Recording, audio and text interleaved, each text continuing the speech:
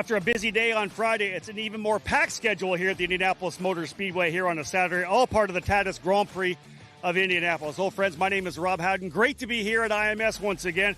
As we know, we have two races for USF2000, two for USF Pro 2000, back-to-back on each occasion. Winning in Indianapolis, as we know, is obviously a big thing for a young driver, but to do it for the first win of the season, awesome for Anthony Martella yesterday. Anthony, you got to be happy with what happened yesterday. A win at Indianapolis and back after the troubles at St. Petersburg. Yeah, I mean, it's not the opening round that we wanted at St. Pete. Didn't feel like I could do anything different there. Obviously, you know, in sports, you have your good days, you have your bad days. That was definitely my bad day. You know, after a long couple months coming back to Indianapolis, I worked my butt off in the off season, and as well as these past couple months practicing on the sim with all my boys, and as well as being in the gym nonstop. Right, it feels good to win here. It feels good to kick off our season the way we should have in St. Pete, and I'm looking forward to the rest of the season and races tomorrow. It seems like nothing was going to stop you going for that race lead. Obviously, you started on the outside. You make the move around the outside of Weldon. Was that kind of the plan? Like, you got to go deep. You needed a lead coming out of one? Absolutely. I'm not here to finish second place. I'm here to fight for race wins and maximize my performance, and that's what I felt I did today, and was able to come away with the win. Overall, you were fast in testing, you were fast in practice, you've been first or second in every section essentially on the weekend so far. Is it something about this track, or did you guys just nail the setup? Honestly, the Exclusive Autosport team has nailed everything throughout the whole offseason. I don't think we've been outside the top 5 in any session in the whole offseason. So, I mean, we're quick everywhere we go, and I think capitalizing this weekend, obviously qualifying second, was a pretty good result, and I knew we could fight for the race win, which we did, and I know we have the speed to do it again tomorrow, and that's what I'm ready for. Obviously, the heartbreak in St. Petersburg, it's been a couple of months since we had that event. You had some testing. How much does this help get over that? How tough was it coming mentally to a race like this, knowing what happened in Florida? Yeah, it was very, very tough mentally on myself. You know, seeing your name at the bottom of the standings is not something that you want to see, especially when you know that you can be fighting for the championship and fighting for these race wins. These past couple of months have been hard, not only because of that. My grandfather's also was in the hospital, and to come away with the win and come home back to my family in Canada and bring them home a trophy is awesome for me. Does the victory change what you're going to do today in race number 2, or is it still full on? Full on. I mean, I'm here to win races. Just because I won one doesn't mean I'm not going to win anymore, right? So I'm going to keep pushing and keep improving my driving, keep improving the car, and hopefully come away with more race wins and a championship. You know, Canadian race fans have had some people to cheer for over the last number of years. This is the guy they're going to be watching now, Anthony Martella. Fantastic victory in race number 1. But today, race number 2 will be filled with drivers like Anthony from outside the U.S. An international field in USF2000. In fact, 16 different countries represented in the USF Pro Championships this year. We had a chance to talk with 4 drivers from out of the country who are here running with our program this year. Over the years, the lure of the NTT IndyCar Series has attracted lots of drivers from all over the world to be part of the USF Pro Championships. This year may be the banner year with 16 different countries represented across the 3 series. Colombia represented for sure by our USF2000 point leader from D-Force Racing, Sebastian Garzon. Sebastian, you've done a lot of racing in Colombia, a lot of karting in the U.S. as well. What was it that made you come to the USF Pro Championships? Well, thank you for the interview. Coming here to the USF Pro Championships, I think it was the best decision because for me it's the best championship to go to. IndyCar is like the most competitive one. I always want competitive, more difficult, to get better every day. And now I got third. I need to work more to get to first and try to extend my championship. So I think that's why I choose USF. Coming up through the karting ranks, were you always looking at IndyCar? You're like, I need to go to that road to Indy to be able to get there. Were you thinking about IndyCar when you were a young kid racing go-karts? Well, when I was a kid, I was trying to go to, my dream was F1. But now I want to reach IndyCar, be IndyCar champion, and I think IndyCar has a more competitive grid the last years because it's the cars are more I don't know how to tell everyone is more the smaller gaps are better, so that's why I choose IndyCar. You obviously get a chance to run against all these great drivers from around the world as well. Is that something you love about this program, all the international drivers you get to go head-to-head with? Yeah, of course. Every driver has different style because each country, the grip and all that stuff. So learning from other drivers and trying to put it work for me, it's awesome. Over the years, you've had a couple of drivers running the USF Pro Championship from Sweden. A new one here this year, Eric Holm. Let's talk first and foremost What made you look at the USF Pro Championships to come over and race overseas? Yeah, so I started with KSET in Europe, and I'm quite close friends with Marcus Ericsson, and he drives an IndyCar, so I thought it was a good step to come here for the first step in Formula Car, and felt like it's a good mentor to have here. Start from road to Indy, and he's in the highest level in IndyCar, so just felt like it was best and natural step to take. We're very early in the season, right? Only our second weekend for USF2000. How have you found it so far? Testing, spring training, and of course your first race at St. Petersburg. You had a little bit of issue there, but how have you liked it so far? It's fun, but it's a big difference to KSET for sure. It's I like that it's the only like similarity is the gears which you have, but the driving style is completely different. So, but I take a lot of positive things from KSET, I would say, with hard braking and like how we approach a corner. But for sure it's a challenge. And to run here in Indianapolis, pretty special place. Yeah, it's a really special place, and it's I've heard a lot about this track, and it feels good to be here. It's been over a decade since we've had a driver in the USF Pro Championships from South Africa. The arrival of Vian Boshoff last year changed that. Vian, you're racing karts down in South Africa. What was it that had you looking at the USF Pro Championships, and particularly USF2000? I would say the scholarship program, getting the championship and helping you go through the series is a great way, the ladder. And also just I want to be the first South African to win the Indy 500. So it just all came together, and, me and my family had the idea, this is probably the best option. So it was a great chance to prove what I can do, and it's been so good. So, second year in the series, right? You did as a rookie in USF2000 last year. Tell me what you like about driving this Tatus race car.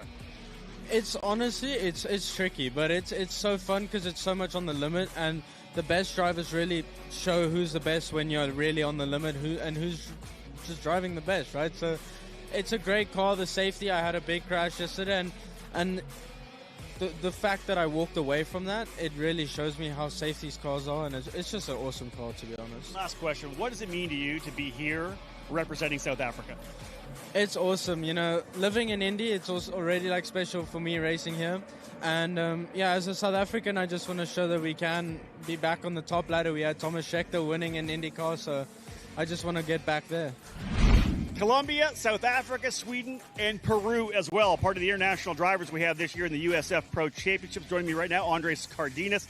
Andres, let's just start by what brought you here. When did you find out about and start looking at the USF Pro Championships, and what made you make the decision to come race with us this year? Yeah, it's a very interesting story. So I was on a random, I think, Saturday or Sunday, and I was going through YouTube. I was pretty bored and things. I didn't know about IndyCar, that's for sure, but I didn't get a true in-depth. And the video that popped up was actually the Indy 500 one. Since the first time I saw it, I was like, I fell in love with it. I'm being honest, and I'm not lying, but it's something special about that race, and it's my dream. I've been working since November, since we came here for the test. But in conclusion, since I saw that video, I always wanted to be in that race. Well, if you're trying to get to the Indy 500, the USF Pro Championships is the way to do it. You've run in Europe before. You're here now, one race in Arlington. How do you like the car so far? How do you like the series? Yeah, it's a very different car. It's let's say, a physically difficult car to drive, a car that requires a lot of precision and your inputs and everything. And Arlington was such an experience. It was my first time on a street circuit. So, new car as per se, my first race here in the US, and for me, a new street circuit. So it was definitely a challenge, but I learned a lot. Of course, an awesome event, and I really enjoyed it. So, looking really forward for the Indianapolis race now. Definitely a guy to watch out for. He was the fastest last year at the Fall Combine. He's super quick here as well at Indianapolis. Like Andres, all the European drivers trying to get to the Indianapolis 500. We've seen a couple of drivers do that. USF Pro champions Christian Rasmussen and Louis Foster all will be running in the 500 here at the end of May. Andre could add himself to the list, as will the rest of the drivers, all part of the international squad here in 2026. You can feel confident Continental is the smart choice in tires. Can they handle extremes? Yep. Tested from the Texas desert to near the Arctic Circle. Really? Really. Anything for the guy who finds that one pothole? Yeah. Road hazard coverage has your back. For real? Absolutely. Were they made by like a bajillion engineers? Well, closer to 100. Continental. Welcome to the Smart Choice in Tires. What an interesting morning it is going to be. Overnight rains dampening the racetrack. Sun is out, blue skies, 53 degrees trackside temperature. And it has been declared a wet race. The track is damp enough to go wet race, which means, depending on how things play out, it is cold. We may end up seeing mid-race tire changes, pit stops to go to Continental Tire slicks. We'll see how that all plays out. But indeed, good looks at the racetrack there. Still very glossy. And you can see the drivers there rolling out with those rain tires ready to go. As we had said earlier and in the segment at the start of the show here, International Field is part of the USF Pro Championships here in 2026. 7 different countries represented here this weekend at Indianapolis, all part of the Tatis Grand Prix of Indianapolis. USA, Canada, Colombia, South Africa, Australia, Brazil, and Sweden represented as part of the program here. But again, drivers getting set to go here. 5 minutes before we fire up engines, let's have a look at the grid. 20 drivers getting set to roll here. Today we'll start at the tail of the field and work our way towards the pole sitter. Starting at the back of the pack right now for VRD Racing, the rookie driver Jack Morhard in the number 78. Morhard out of Boca Raton, Florida. His first weekend here at the Indianapolis Motor Speedway. Nowhere to go but forward for Jack. He had a solid run yesterday. He'll start alongside the number 9 for Indiana driver Callahan Peter for Jay Howard Driver Development, powered by ECR. Got himself up into the top 10 yesterday. A minor miscue dropped him back to 12th. But after starting at the very tail of the field, for Peter to work his way up to 12th, a very solid run. All Jay Howard Driver Development on row number 9. Both these drivers had good runs forward yesterday as well. Starting on the outside of that row will be Eric Holm, the Swedish driver in the number 8 machine. Again, a rookie driver here moving out of the shifter kart ranks from European karting. The Swede in the number 8 starting 18th. Alongside him, Kaylee Countryman, the young lady out of Arizona in the number 5. A fantastic drive from 17th up into 9th yesterday. She'll also run this year in the F1 Academy, so you can watch her throughout the year as well, running in that all-female series. But here with a partial schedule in USF2000. Countryman, the rookie, rolling off from P17. Row number 8, Gabriel Kahn in the number 93. A strong run up into the top 7 yesterday, so watch for Gabriel to attack here from 16th out of New Mexico in the exclusive Autosport number 93. The rookie starting 16th alongside the South African for the newly renamed PFH Racing. That is Vian Bossoff. Bossoff in the number 67 rolls in 9th place in points. Another solid run for him yesterday into the top 10. It was a struggle earlier in the weekend, but they have worked hard throughout this last couple of days to find speed. Bossoff, as I said, starting 15th. We'll go to row 7 now on the outside. Thomas Nordquist out of Omaha, Nebraska in the D-Force Racing Machine. Nordquist in that number 17 machine. A solid run for him yesterday as well. He had actually got himself up in the top 10 and issue dropped him back into 17th. Watch for him to attack forward. The speed is there in that D-Force number 17. Alongside him, his teammate out of Mexico City, Mexico, Elias Vignola, making his USF2000 debut, a full-timer in our USF Juniors program, the rookie in the number 10 machine, starting 13th. He finished 11th on the road yesterday. Let's work our way up now to row number 6. On the outside, João Vergara, the Brazilian who now lives out in Florida for VRD Racing. Much better than a 12th place spot. This driver won a number of races last year en route to 2nd in the USF Juniors Championship. Watch for him to attack. Keep an eye on the VRD Racing number 3. Alongside him, 3rd place last year in the FRP F1600 Championship Series. A very talented driver. Single car effort for NV Motorsports. Wesley Gundler in that number 46. Gundler out of El Paso, Texas, will start in the 11th position. Work our way now into the top 10. Row number 5 on the outside. Was running in, I think, 6th or 7th, but got caught up in that chain reaction coming back to the green flag. Knocked the wing off. Lucas Nanji, the rookie from Canada for Pabst Racing, will look to improve his fortunes here at Indianapolis in the number 24 machine. Inside of that row, Ayrton Khan in the number 94. Ayrton had a great run, 6th place yesterday for Ayrton for exclusive Autosport. His brother Gabriel, as we know, starting deeper in the field. But Ayrton in the number 94, starting on the inside of row number 5. We'll go to row 4 now on the outside. Multi-time winner last year in USF Juniors, Liam Loiacono for Jay Howard Driver Development, powered by ECR. Runner-up in the program last year, made a good run at the championship late in the race, but the Australian in the number 6 and the JW Winco Jay Howard machine starting in the 8th position. Alongside him, another driver has stepped forward here this year after a debut in USF 2000 last year from Redondo Beach, California. VRD driver Ryan Janetta in the number 44. Again, in a great run early. He got pushed back later in the race. Janetta in that 7th position, looking forward to try to get to his first podium here at Indianapolis. Row number 3, a couple of drivers who know how to get around this racetrack as well. Eddie Beswick in the number 23 for Pabst Racing, the Aussie, in his second full season here in USF2000. He'll start in the 6th position outside of row number 3, and a former pole sitter here at the Indianapolis Motor Speedway. Podium yesterday for Evan Cooley out of Illinois for Exclusive Autosport in the number 90. Cooley and Beswick on row number 3. Go to row number 2 right now. Your point leader with a massive point lead right now, 34-point lead. First, and second on the season. Swept the weekend at the Grand Prix of St. Petersburg. Second place yesterday for D-Force Racing. That's Colombia's Sebastian Garzón. Garzón in the number 12, set to roll off from 4th position. We'll move now to the inside of row number 2, and this driver was the dominant factor yesterday. Out of Canada, Anthony Martella scoring his first win of the season, second of his career, having won at IRP last year. The exclusive Autosport driver looking to close back up here the championship. 2 DNFs at St. Petersburg, trying to claw his way back in with race wins. Martella in the 92, starting in 3rd. 20 drivers on the field. Engines are going to come to life here on pit lane right now, starting on the outside of the front row. Went better in his race time in race number 1. That allowed him to jump up to 2nd. Another Australian from Pabst Racing, Brad Majman in the number 22, starting on the outside of the front row. But the driver they will chase, as they did yesterday for the first race of this triple header. In his debut weekend in USF 2000, ran in USF Juniors last year. You know the name. Oliver Weldon for VRD Racing, the rookie, scoring the Continental Tire Pole Award, his second of the weekend. Another $1,000 goes into his bank account. Weldon on the pole in the number 98 alongside Majman. Field rolling off right now. It'll be 2 warm-up laps. We normally just run 1. 2 for the drivers to get a look at this racetrack. Damp, as we know. Find out where the grip levels are. But again, Weldon and Majman on row 1. Martella and Garzón row 2. Cooley and Beswick on row number 3.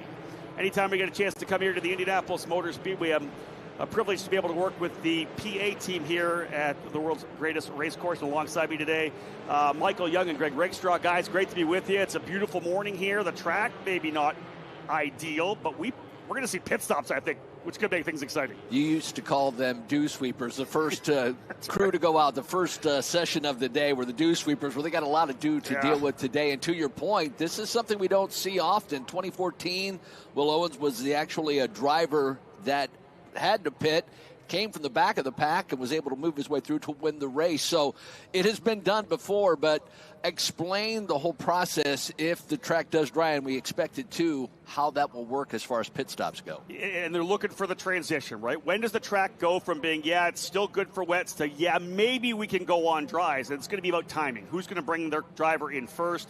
Remember, these aren't IndyCar teams. We don't have 5 or 6 guys going over the wall, 3 only over the wall, and a lot of these teams don't have enough crew on the cars to bring everybody in at once. So very likely they'll stagger guys coming in. They'll see when they decide to make that transition through. When it happens, the pit stops are fairly slow, but you have to be methodical. You can't make that mistake because it still comes down to a couple of tenths of a second. I don't care if it's a 7-second pit stop in IndyCar or a 1.5-minute pit stop with the drivers here in the USF Pro Championships. That tenth of a second could be the difference. Rob, over the course of the season, how often do these drivers have a chance to run in conditions like this? In the wet, usually once a year, twice a year. There's some of the tracks we know that potentially we're going to get some wet weather, but for the most part, we're usually clean and green with dry weather. So I will say this. What I do love is when you're out testing and the rain comes and a driver will be like, oh man, I really don't want to go out testing in the rain right now. That's the opportunity. You have to take full advantage of every opportunity to test in the rain because it's a game changer. They call it the great equalizer, right? It doesn't matter power-wise. It's all about talent when it comes to racing in the rain. We talked about Dan Weldon's son, Oliver, yesterday, who will sit on the pole for the second race in a row, his big weekend debut in USF 2000. Rough start to race number 1 yesterday. A lot of learning done. Hopefully see a different result for him today. Yeah, it was tough. And I know we talked to Oliver after the race, and he said he made a couple mistakes here and there. Didn't quite get through turn 1 and 2 like he wanted. And then the contact between he and Brad Majman coming out of turn 13, kind of racing instant. Oliver probably could have pinched a bit, maybe lost the rear a little bit. Majman might have been able to back out of it. So, both drivers were penalized for that. This is an opportunity for Oliver to come back and see if he can get it done here. But I'll tell you, tough conditions. Like we saw the Indy Next race yesterday. How fun was that to see those guys going at it. Lockie Hughes, Enzo Fittipaldi. We'll see the same thing here right now as these drivers try to navigate around what will be a very slippery racetrack. Remember, it's wet and 53, not wet and 85, where it's a lot different. It might not dry as quickly as we anticipate. This is not a very long race, so that in mind as the field starts to begin the formation and come to green this time by, it could be, to your point, a very interesting race, and it is that it's finding that wet portion of the track. When it starts to dry, you want to keep these tires in the wet. They don't like a dry track at all. They start to degrade quickly, so you'll maybe see these drivers trying to search for that wet portion of the track to keep these tires as stable as they can for as long as they can before they have to transition and come into the pit. Two characteristics of a rain tire, right? It's very, very soft first and foremost, and then because of the treads, there's very little patch. So you're putting all that pressure on a smaller amount of patch. So the minute it starts to dry up, it's going to be trouble. So, Rob, what is the speed difference in these cars in terms of being on the rain tires and being on the slicks? We're going to see 10 seconds, I would expect, at a track like this. Again, depending on the temperature and how it starts to dry. Little issue there for Wesley Gundler and the number 46 for NV Motorsports stopped on the racetrack. And we'll see what happens there with Gundler. But indeed, 2 laps of warm-up. We'll see how this kind of plays out here now. But again, a driver having some issues there. Gundler, who was set to roll off from, I believe, the 11th position. Still not rolling right now. So I assume, will be under yellow still. They are pairing the cars up coming out of turn number 11 like they're ready for the start, but Gundler looks dead stick there.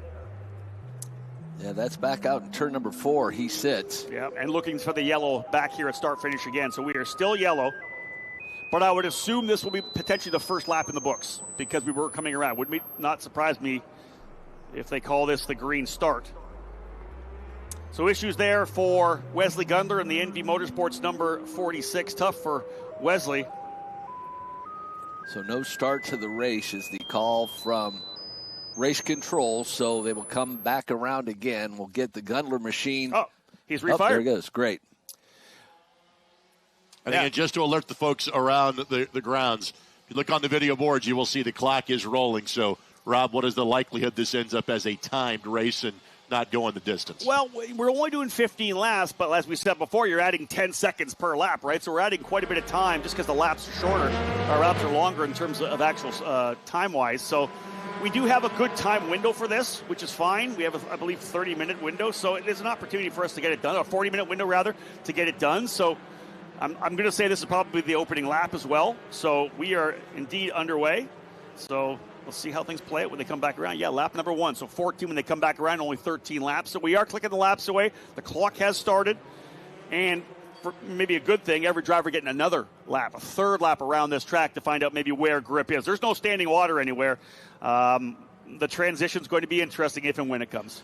Certainly beneficial for these drivers to actually be able to see this track not once, not twice, but 3 times around right now, kind of anticipate where they want to run, what line they want to run, especially coming down this long front straightaway into turn number 1. But those tricky corners of turn number 4 and then through the S's of 8, 9, and into that right-hander of 10. For these drivers, this is a key moment, an extra lap for them to really get a good gauge on where the wet really is and where that line needs to be. But the pace car slowly makes its way through the exit of turn number 9 and now through turn number 10. The field will begin to get in those familiar rows of 2 as we get set to go racing here. The USF2000 race number 2 at the Indianapolis Motor Speedway.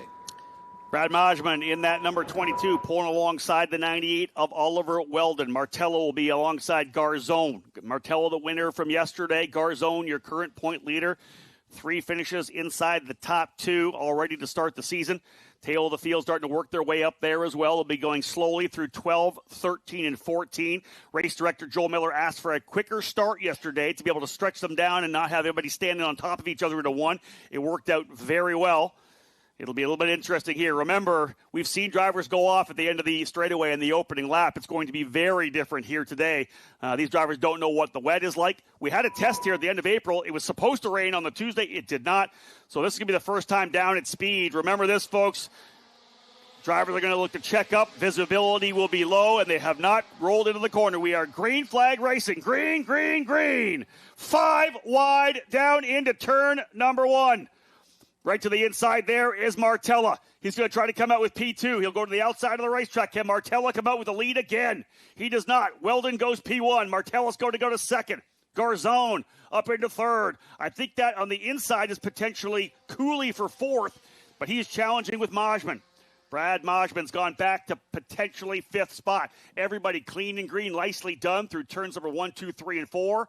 I'll tell you this, climbing across the chicane there, that is trouble because the minute these guys get on the paint, it is super slippery. You can see the rooster tails coming off the back of the car. We have a potential pass going down into turn number 7. Oliver Weldon still holds on to that lead. Yeah, Garzone got a good run out of the opening couple of corners. He was third out of turn number 2, but he finds himself going to the lead right now. The Colombian to the inside. Book it. He'll take over the lead. Garzone covers to the bottom of turn number 10. New leader on the opening lap. Garzone goes to the lead. Second is Weldon. Third, Martella. Fourth, Cooley. Great opening lap here for USF 2000. Boy, Brad Majman really got lost in the opening lap there, headed down into turn number 1. They got 5 wide. I think he checked up a little bit. He may have fallen back to that 6th position, so certainly going to need to make up some ground as this race progresses. Michael, when we're 5 wide into turn number 1, somebody has to check up out of there. We do have a yellow flag. A driver is off. That is going to be the number 93. Hate to see that for Gabriel Kahn, the exclusive Autosport driver. Looks like he may have spun and got high-sided. That's one of the things here. You could potentially get high-sided on the racetrack. So Kahn is off of the 93. Hard to see if there's any damage on the race. Oh, yeah, you can see the bent rear there. Yep. So something with the left rear, contact with Gabe Kahn. For these drivers, they're going to at least be able to come back for another race. They have their third event here this afternoon, back-to-back here this morning with USF 2000 and then USF Pro 2000 right afterwards. They're having a look at that race car now. It seems to me, from what I can see, a potential bend here in the suspension, the back part of the race car, but I don't know. Maybe that's just a shadow. It might be a shadow. That's an odd look there, but I see what you're seeing.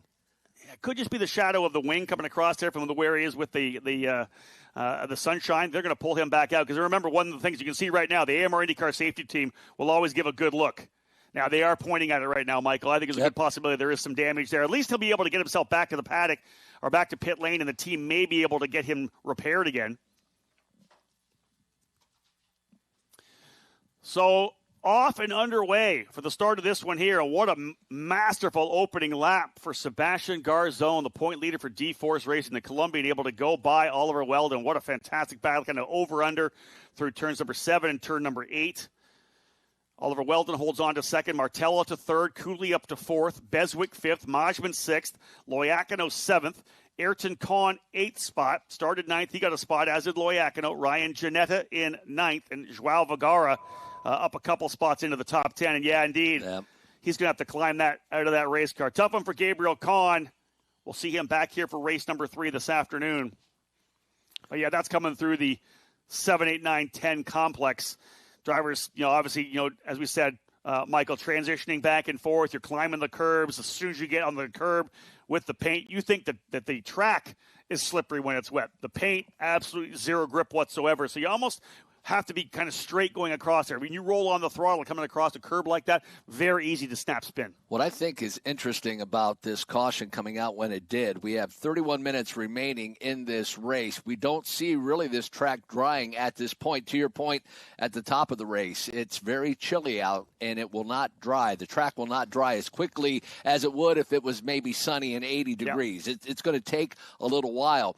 But we can kind of see next to the walls a little bit of dry patches here and there, but this will certainly make it interesting towards the end as we see the field making their way down, trying to find the wettest portion of the track. That's the outside and the inside, up by the walls where that water will sit, trying to keep these tires as cool as humanly possible to keep them for the longevity of the remainder of this race. I'll tell you who's really watching this right now, and that is the USF Pro 2000 teams as well. Okay, are we going to be the category that transitions from wet to dry? We're not having a lot of green flag running here, so we're not warming the tires up. That's going to make things very, very interesting to see whether or not the transition comes for USF 2000 or USF Pro 2000. It's going to be a beautiful day here, so sooner or later we will be transitioning to dry tires. If it happens between one of the gaps, maybe you'll be able to go out on the dries, but it seems to me that more than one driver involved as well. I think the aid of Eric Holm Jay Howard, driver development pilot, involved in that one as well, Michael. So 2 drivers out of this one here. That leaves us 18 on track to get the green when we get this all cleaned up. I will say, hats off to Sebastian Garzon. A heck of a move. Tried to make the pass over Oliver Weldon into turn number 7. Completed it in turn 8 and 9. But more so, hats off to Oliver Weldon. I think he did not want to force the issue yesterday. He said he made a couple of mistakes and really had that issue down in turn 13. I think he settled back in, thinking big picture instead of trying to keep that lead in the early portion of this race. Get out of the opening lap, right? He wants to lead it, but if you go to second, that's fine. He needs number one needs a result, but no need to fight it out on the opening circuit. Again, Continental Tire, folks, is proud to be the presenting sponsor of the USF Pro Championships. Our cutting-edge technology and unbeatable grip will help you dominate the track. Continental Tire, where performance meets precision. Learn more at ContinentalTire.com. Continental Tire, the smart choice in tires. The USF Pro Championships would like to welcome guests from race car manufacturer Tatis. In addition to our outstanding group of partners and friends, Tatis is busy working on our next generation USF Pro 2000 chassis, which will begin prototype testing later this year in preparation for its debut in 2028. We've got Gianfranco DeBellis. Leonardo DeBellis is here this weekend, so great to have the president of Tatis Race Cars with us here this weekend. And guys, I've seen some renderings of the new car for 2028. It looks fantastic, and it's going to lean more towards what you see for Indy next. So think turbo, think push to pass. So a great, again, what do we do for the USF Pro Championships, right? We're here to train drivers to move to Indy next. The next Lucky Hughes, the next Nikita Johnson, Max Taylor, Alessandro DiTullio, Miles Rowe, you name it, the drivers who have moved up, Max Garcia. So for our car to be maybe a little bit closer to that performance and that, what you need to do as a driver using push to pass, I think it'll be a really good addition to our program. And that's what happened with that Indy Next by Firestone car. They wanted it to be more like an NTT IndyCar Series car, so it's easier and more comfortable transition for drivers as they grow and develop and move their way through the ranks of these series. Looking at the point standings here as we have some time, Sebastian Garzon with that strong second-place finish yesterday, 88 points. He has 34 markers, a full race ahead of Joao Vergara. Brad Majman in the third spot. Leonardo Scorpioni, although he's moved up to the Pro 2000 category, still sits fourth based on a couple of podium finishes at St. Petersburg. Eddie Beswick in the fifth spot. Ayrton Khan and Gabe Khan in 6th and 7th. Anthony Martella was 22nd, I think, yesterday in points. That victory moves him up into 8th. Now, he's significantly back still, but he jumped himself up into the top 10. Evan Cooley with a third-place position yesterday after a couple of DNFs at St. Pete. He moves up into 13th. So a couple of drivers who I expected to be in the championship contention who got DNFs in the opening rounds, fought back nicely in round number 3. And Michael, as we know, you and I have called races for many years together. It's early in the season. We're a long way from the finale at Road America. Anything can happen when you get to some of these racetracks. Well, these drivers do not like to talk about the standings this early in the season because, to your point, anything can happen. And for Martella, what happened yesterday, it's anybody's game. Yep. And a couple of DNFs, and it'll turn everything upside down. Like I said, every racetrack we go to has a first corner, and that first corner is perilous for anybody, even the point leaders. So looks like we're lining things up to potentially get back at it here. And indeed, when we do, the punch-off to go green is anywhere between turns 13 and 14. So you can get on the throttle early. Our Honda Civic Type R pace car rolling its way back to pit lane. And indeed, look for Garzon to try to get on it right out of 13. Set him up for the inside of 14 and get that run. Look at that great punch. What a start for Garzon. Looks like he caught Weldon napping a little bit. He's going to have a look at the gap that he has coming out onto the front straightaway. Cooley, though, up on Martella, so potential battle between the two exclusive Autosport cars. Watch for Cooley to tuck to the inside. He does. Open racetrack for Cooley to the bottom. He's trying to go to P3. Outside's always a bit better on the racetrack. We'll go into that in a couple of seconds for those of you new to watching our program here. Almost contact between the two team drivers. There was contact. Cooley thought better of it.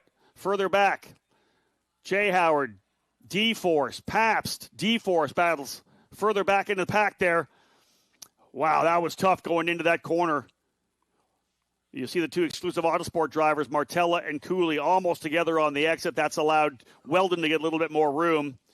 Drivers just slinging those cars through the chicane now, but a great start for Sebastian Garzon.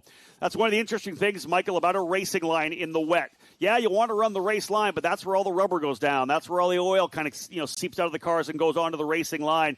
Oil and water don't mix. We all know that. So oftentimes the fast line is way around the outside. It doesn't look right, but on the outside where there's not much rubber, you're going to find more grip out there. A lot of the times you'll see drivers having that wide line when possible.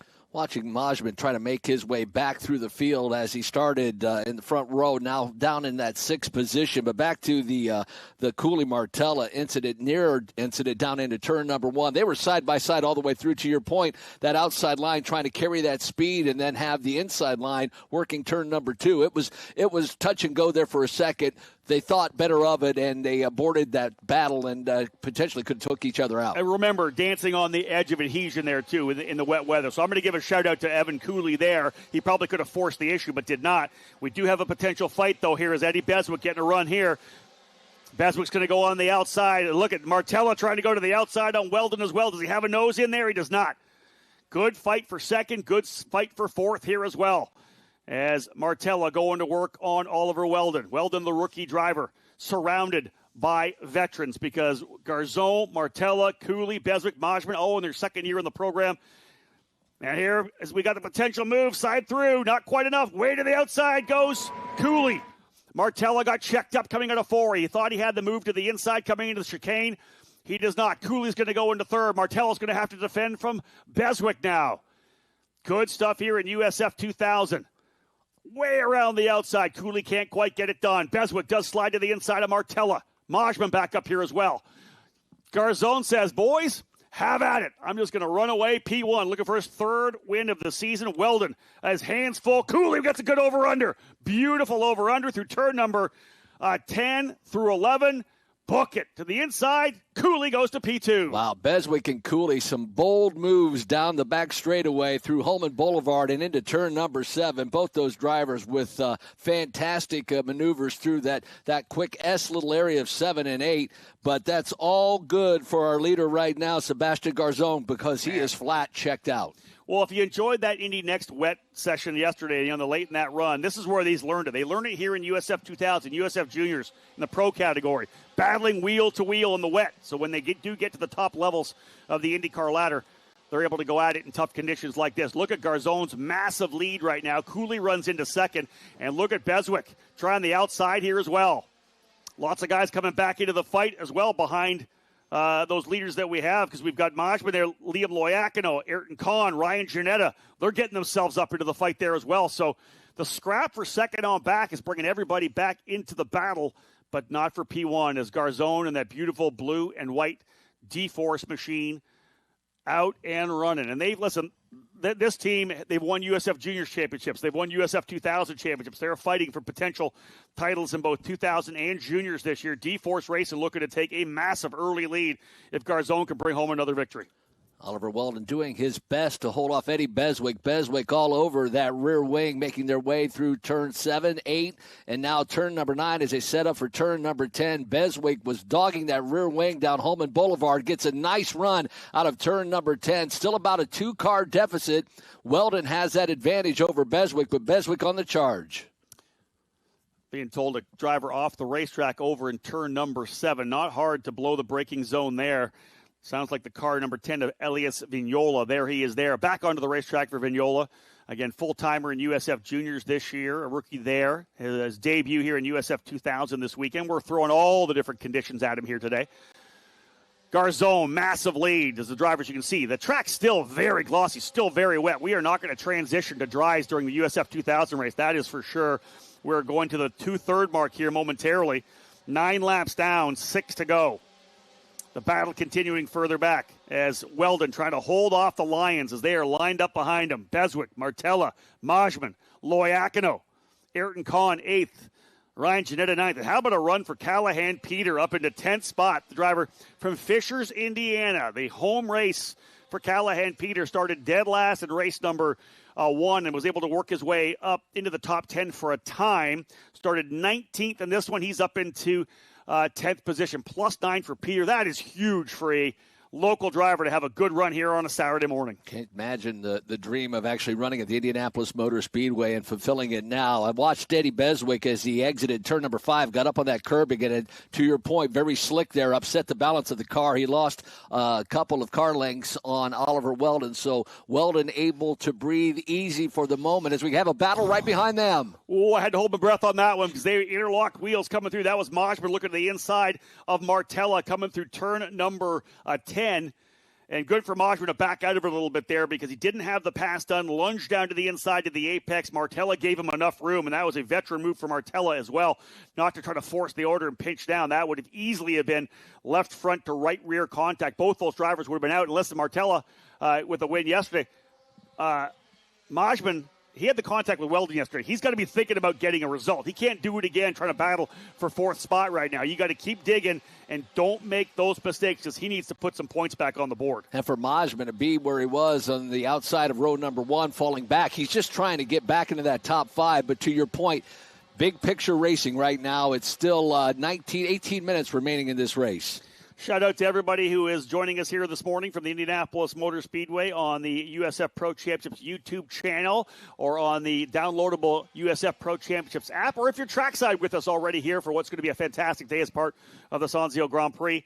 Awesome to have you with us here, and we know it was with the international field. People are tuning in from Australia, New Zealand, all the different countries, Sweden. We talked about as I went through the countries that are part of the program here in USF2000. Thrilled that you're tuning in to watch the broadcast here today from the world's greatest race course. Beswick and Martella really going at it. That battle for the 4th position as they work their way through turn number 8. Now that left-hander of turn 9. He's by, Michael. Yep. Yeah, Beswick has made the move. Beswick goes to 4th. Martella 5th. Majman 6th. Look at this. Martella right up on him again. Martella wants to get back up there. He's doing a great job right now running P5 and just trying to get some more points. But I think he feels he's got a hot rod that's going to be able to get by Beswick. Able to hold off Majman, as we know, a couple laps ago. So we've kind of swapped things over. Now it's no longer Beswick going after Weldon. It's this battle side by side coming through. Look at Martella. Look at the over-under. Big wide run to the outside for Beswick. Who's going to come away with this? Martella has a huge run. And he's going to leverage the draft still. Zero visibility on the bottom. They're trying to keep those tires cool. Watch for Martella to pop out coming down here into the braking zone. And he does. He'll go way wide. A lot of grip on the outside there. Can he hold the outside? I think he has it. Wow. Beautiful pass from Martella to the outside. Book it. He'll go to P4. What a great overtake for Martella. Down to the bottom to cool the tires, zero visibility, pop back out where there's grip, able to run around the outside. That was textbook, Michael. And now Majman on the charge as well. He's going to try to get around Beswick. So Martella with that opportunity there. Now it's Majman who started on the outside of row number 1, trying to get back into that top 5. That battle ensues down into turn number 7. I want to see, now, number 1, that battle we're talking about with Beswick and Majman, that's Paps. That's a team battle, too, right? So they're going to have to give each other room. It's whether or not Martella has enough here over the final 4 laps to potentially reel in Oliver Weldon, or does Beswick come right back at him? Because right behind the 2 Paps cars is Liam Loiacono. 5 wins last year in USF Juniors, a very talented young Australian driver. His dad, Paul Loiacono, saw him in the paddocks come over from Australia here. His mom, Kath, comes up to a number of races. Long trek, as we know, from Australia to be part of the action here in the USF Pro Championships. But indeed, Loiacono stepping things up here in the wet. Got the 2 Paps cars right in front of him. Does he find a little more? Looks to me like Martella is stretching away a bit here. 12 laps in, 3 to go for Sebastian Garzone. The lead now 3.9 seconds. But Martella, big time up on the wheel. Last time by, 0.2 quicker than Weldon, but he's 1.3 back. 3 laps remaining. He'll want to get close enough to potentially leverage that draft. Here's the 2 Paps drivers side by side. Not quite enough. Not quite enough right now. Oh, but there are some. What a... Majman, what a great pass. Hung on the inside and outside. And Beautiful. it's not done yet. They're getting ready to go through the switchback, but Majman, the 2 went side by side, the teammates, and what a great pass by Majman down into turn number 1. I'd written it off. I'm like, there's no way, but I don't think that Beswick could get the power down. He tried to get back to it. Great run for Majman. Had the inside, and, of course, they needed to give each other room. And here comes Loiacono. Does he get them both coming down into turn 7? Look for Loiacono to the bottom. Not quite enough. He's there, though. Good stuff here. And right behind Loiacono is Ayrton Kahn as well. So good to see this battling here right now. Ayrton Kahn finished in 6th yesterday, trying to get another top 10.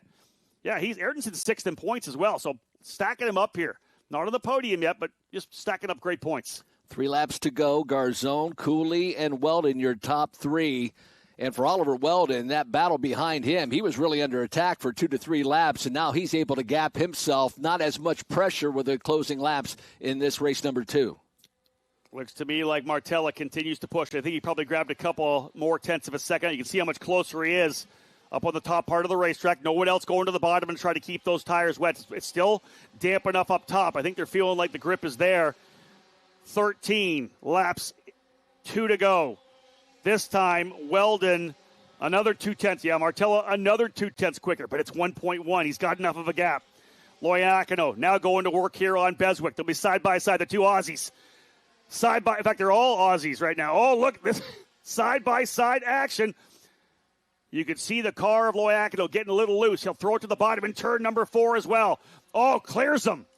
Beswick, Loiacono, and then, Majman, Loiacono, Beswick. All Aussies. Running now in 4th, 5th, and 6th. Michael, they're just running so close together. I love seeing this kind of control, driver control, car control, and they're giving each other just enough respect. Loiacono. Oh, no, he went off. Deeps it in turn number 7.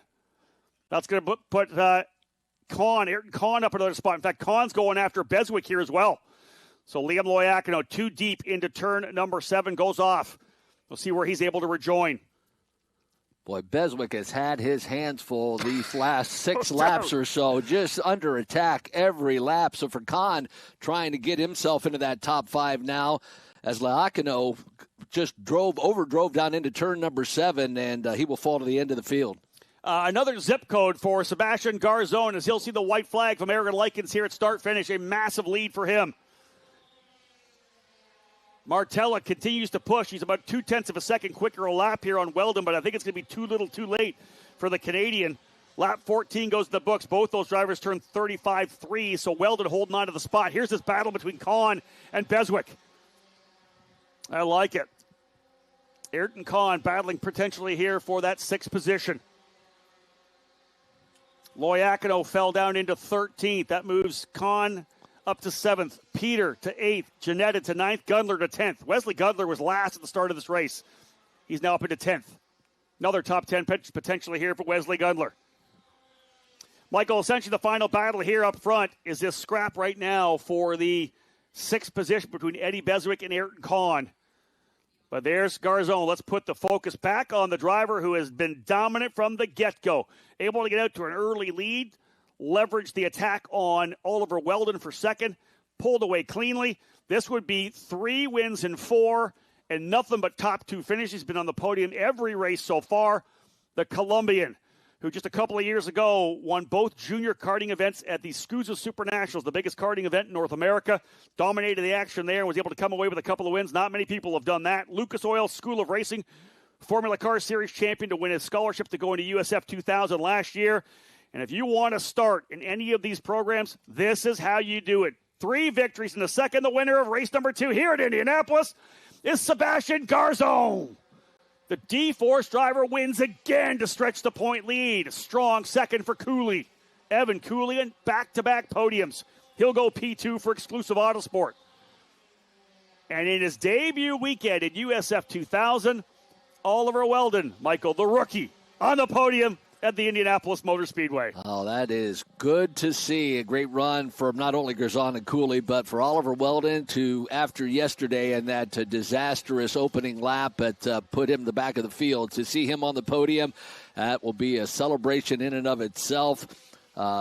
Martella finishing in that 4th position. Mosman 5th, holding off Bestwick or Ayrton Kahn holding off Bestwick for that, or vice versa for that final position, that 6th position. Bestwick comes home 6th. Kahn in that 7th position. Peter comes home 8th. Gundler and Gianetta finishes in the top 10. Yeah, Wesley Gundler able to slide by Ryan Gianetta on the final lap. Callahan Peter plus 11. Started 19th. He goes up to 9th. The Indiana driver Big one for him. Fantastic drive for Callahan Peter up into 8th spot. But, yeah, Garzone absolutely perfect out of the get-go. Loiakido actually had the fastest lap, but Garzone wins by 3.4 seconds. There's your top 6 right there with Evan Cooley in 2nd, Oliver Weldon 3rd, Anthony Martella, Brad Majman, and Eddie Beswick. So just a tremendous battle. Another top 10 for Ayrton Kahn as well.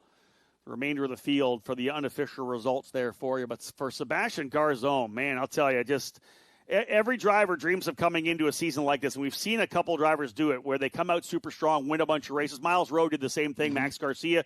When you can win 4 or 5 races in the first half of the season, you almost put it on cruise control because then you don't have to force the issue. You'll take those 4th and 5th place finishes because you're just stacking points up.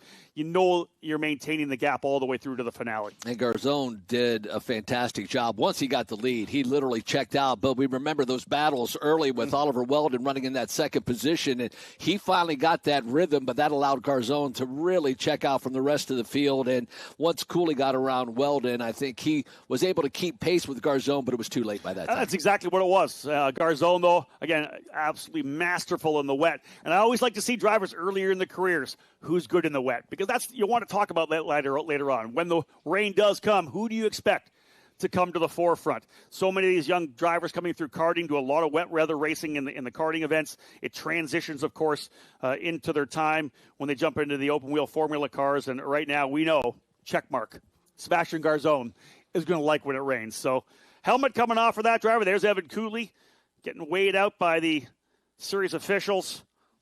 Awesome run for Evan Cooley. Again, after a horrible weekend at St. Petersburg, a couple of podiums.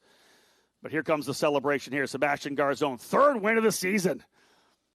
He does not like losing. Not much of a smiler when he's losing, but the smile ear to ear as Simon, his team owner, Ernesto Martinez, rolls in. There's Simon Sykes there, former USF2000 champion, now coach at D-Force Racing.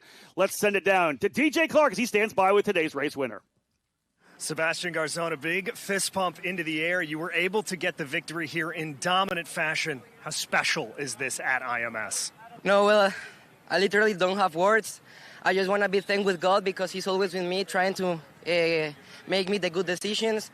I want to thank my team, David, Ernesto, Simon, the whole crew, my mechanic, everyone, my family, my parents, my sister, my friends that always support me to do my best and now work for the race 3 to do the same.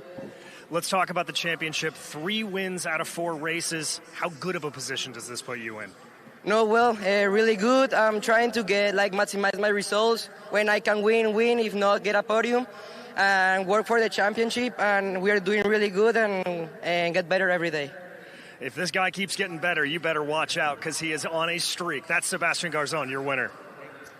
Michael, just a absolutely fantastic start to the season for Sebastian Garzone. The first win for D-Force Racing here in USF2000 since Kiko Pardo back in 2021. Wow. Always great for teams to find themselves in victory lane here at the Indianapolis Motor Speedway. But again, this start is reminiscent to some of the ones we've seen by drivers who have found their way to the NTT IndyCar Series. It's going to be interesting now that we've gotten through this USF2000 race, USF Pro 2000 coming up next. And we had talked about transitioning from wet to dry. We're still a little up in the air on what will happen next. Well, the thing is, we've got 15, 20 minutes right now. It'll be up to race director Joel Miller. Does the track seem like we could potentially go? The sun is out here. It's not very windy. That's the only thing right now. I don't know, Michael. We may see the transition come in the USF Pro 2000 races. I don't know. We'll see. I'd love to see it start dry, but for you and I, it could be fun if we hit the pits. That's right. The drivers working their way up here to the podium. I'll be heading out there momentarily to talk to the first, second, and third place drivers when they get their hardware. All part of the Tatis Grand Prix of Indianapolis. 3 more races still on the docket here today. USF Pro 2000 drivers in their cars now on the mock grid back in the paddock. They'll be rolling out here momentarily. And then we'll have our break, of course, when IndyCar qualifying dominates the action here at IMS. Back at it with another back-to-backer before the end of the day. But again, we're still probably about a little over 20 minutes away from green flag for the USF Pro 2000 race. Michael, I'm going to head to Victory Lane. Give me a throw when we get a chance. The drivers are working their way up there right now. Well, congratulations. Again, Oliver Weldon finishing 3rd in race number 2 for the USF 2000 Series. Evan Cooley comes home 2nd. Your winner, Sebastian Garzone. Rob Howden will be in victory podium momentarily. We welcome you to the racing capital of the world, the Indianapolis Motor Speedway.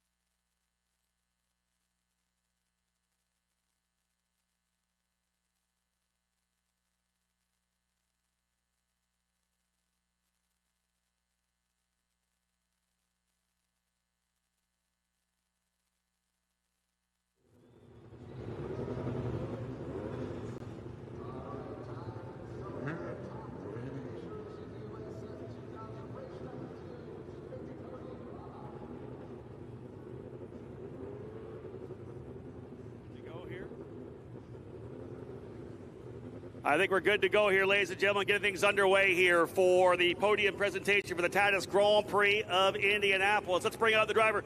Finishing in third place, that great drive for VRD Racing. Hands together for Oliver Weldon. Oliver, come over down here first. Let's have a quick chat. You didn't get to the finish yesterday. Today, talk about the grip level. You were getting attacked early. A podium's still great, but how tough was it out there? Conditions were definitely pretty tough. I had to defend on the first few laps, and Garzone and Evan were, they got by me. So I kind of just put my head down and tried to keep it in third or potentially catch up, but came away with third, which is still good, but I'm super happy after yesterday. Hop up on the podium. We'll get some hardware out here for you. Sean and Mia McLaughlin, some of our guests here this weekend, going to help us out here. Great to have them here with us. Oliver Weldon, his first podium in USF2000 competition, full-timer in USF Juniors last year. That win is most definitely coming. Finishing in second spot, he is on the podium once again. 2 for 2 on podiums for Exclusive Autosport. Evan Cooley finishing P2 today. Evan, I asked Oliver a little bit about the conditions. What a pass for you to go to P2. Tell me a little bit about what your race was like. Yeah, it was chaotic at the start. Everyone was learning the track. You know, we haven't driven in the wet this weekend, but learned the track quickly, got around people, settled in, and then held on to second till the end. You got a third, you got a second. What's going to happen in race 3? Hopefully we'll go for the top set. Yeah. Boy. He wants to go for the cycle. Get up on top there. Let's bring out Gianfranco De Bellis, the president of Titus Race Cars, to present him with the trophy. Evan Cooley having a great weekend here at the Indianapolis Motor Speedway, bouncing back from a difficult Grand Prix of St. Petersburg. Excellent job for him. But the driver coming home with another victory, folks. This is his third win of the season. He's been first or second in all 4 races. Put your hands together for D-Force Racing, Sebastian Garzone. Sebastian, just a real quick question. I know you talked to DJ Clark. 3 wins. Could you ever have thought the season was going to start like this? Well, like I said in St. Peter, we have a really good car for this year. We have been working a lot last year. The test of the last year, we were so fast, and we keep better in every test. And this is hard work pays off. So still work for the championship because it's just the start of the championship. So. Congratulations, my friend. Hop on top of the podium. He knows what to do here as a race winner. Leonardo De Bellis will prevent the first place trophy to Sebastian Garzone. And as I said, that is 3 race wins to start the year for D-Force Racing. Last time they were victorious here, 2021 with Kiko Porto. But put Sebastian Garzone on the D-Force Racing resume in the history books for victors here at the Indianapolis Motor Speedway. 2 different winners on the season. And again, what a fantastic drive for second for Evan Cooley in very tough conditions, coming home P2, third in race number 3. The logical progression would be a win in race number 3. We'll see if it plays out. And of course, great to welcome Oliver Weldon here to the podium at the Indianapolis Motor Speedway. Good stuff for the drivers here in USF2000. Starting to warm up a little bit here. Sun is coming out. The track was wet throughout the entire 15-lap duration. Are we going to see it potentially dry up? We don't go green for another at least 15, 16 minutes. So there's a possibility our race director may say this is a dry race. I'd say we're probably leaning towards still a wet race. It looked very, very damp. There was a lot of spray even on the final circuit out there. So we may see the transition from wet to dry come during the USF Pro 2000 race. That will activate the crew members. In the pit stops, we'll see only 3 crew members over the wall to make the pit stops. 1 jack man, a couple drivers on the wheels. They'll do the fronts, then the rears. Drivers will be back out. So it still comes down to just a couple of tenths of a second. Great stuff for Sebastian Garzon, off to a fantastic start to the season here. Swept both races at the Grand Prix of St. Petersburg. Second yesterday, first place today here in a beautiful morning at the Indianapolis Motor Speedway. But as we always do, the age-appropriate sparkling beverage for the drivers here. Guys, grip it and rip it. Let's have some fun. Champagne celebration here for the drivers in USF2000. One more race to go for these drivers here as they'll again come on track after IndyCar qualifying. Fantastic drive. All 3 of these drivers well done in tough conditions. Sebastian Garzon, once again, your winner here in USF2000. Short break. And Michael Young, Greg Gregstra, and I will be back for the call for USF Pro 2000, race number 1.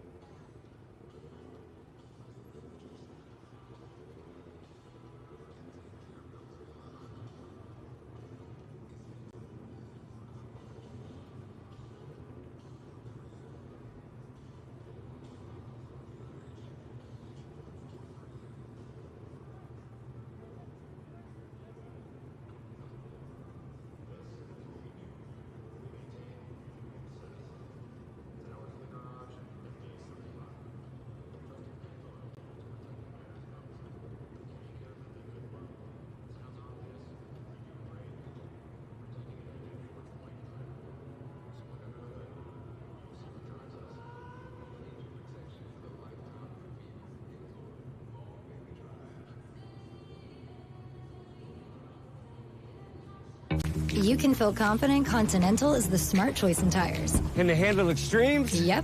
Tested from the Texas desert to near the Arctic Circle. Really? Really. Anything for the guy who finds that one pothole? Yeah. Road hazard coverage has your back. For real? Absolutely. Were they made by like a bajillion engineers? Well, closer to 100. Continental. Welcome to the smart choice in tires. We test every vehicle for driving safety, performance, and efficiency. But we also believe a vehicle should be fun. So we set out to test the all-new Prelude for joy, excitement, and exhilaration. And it's clear, it's not just the way our vehicles move, but the way they make you feel that makes them a Honda. The Prelude Hybrid, engineered for fun.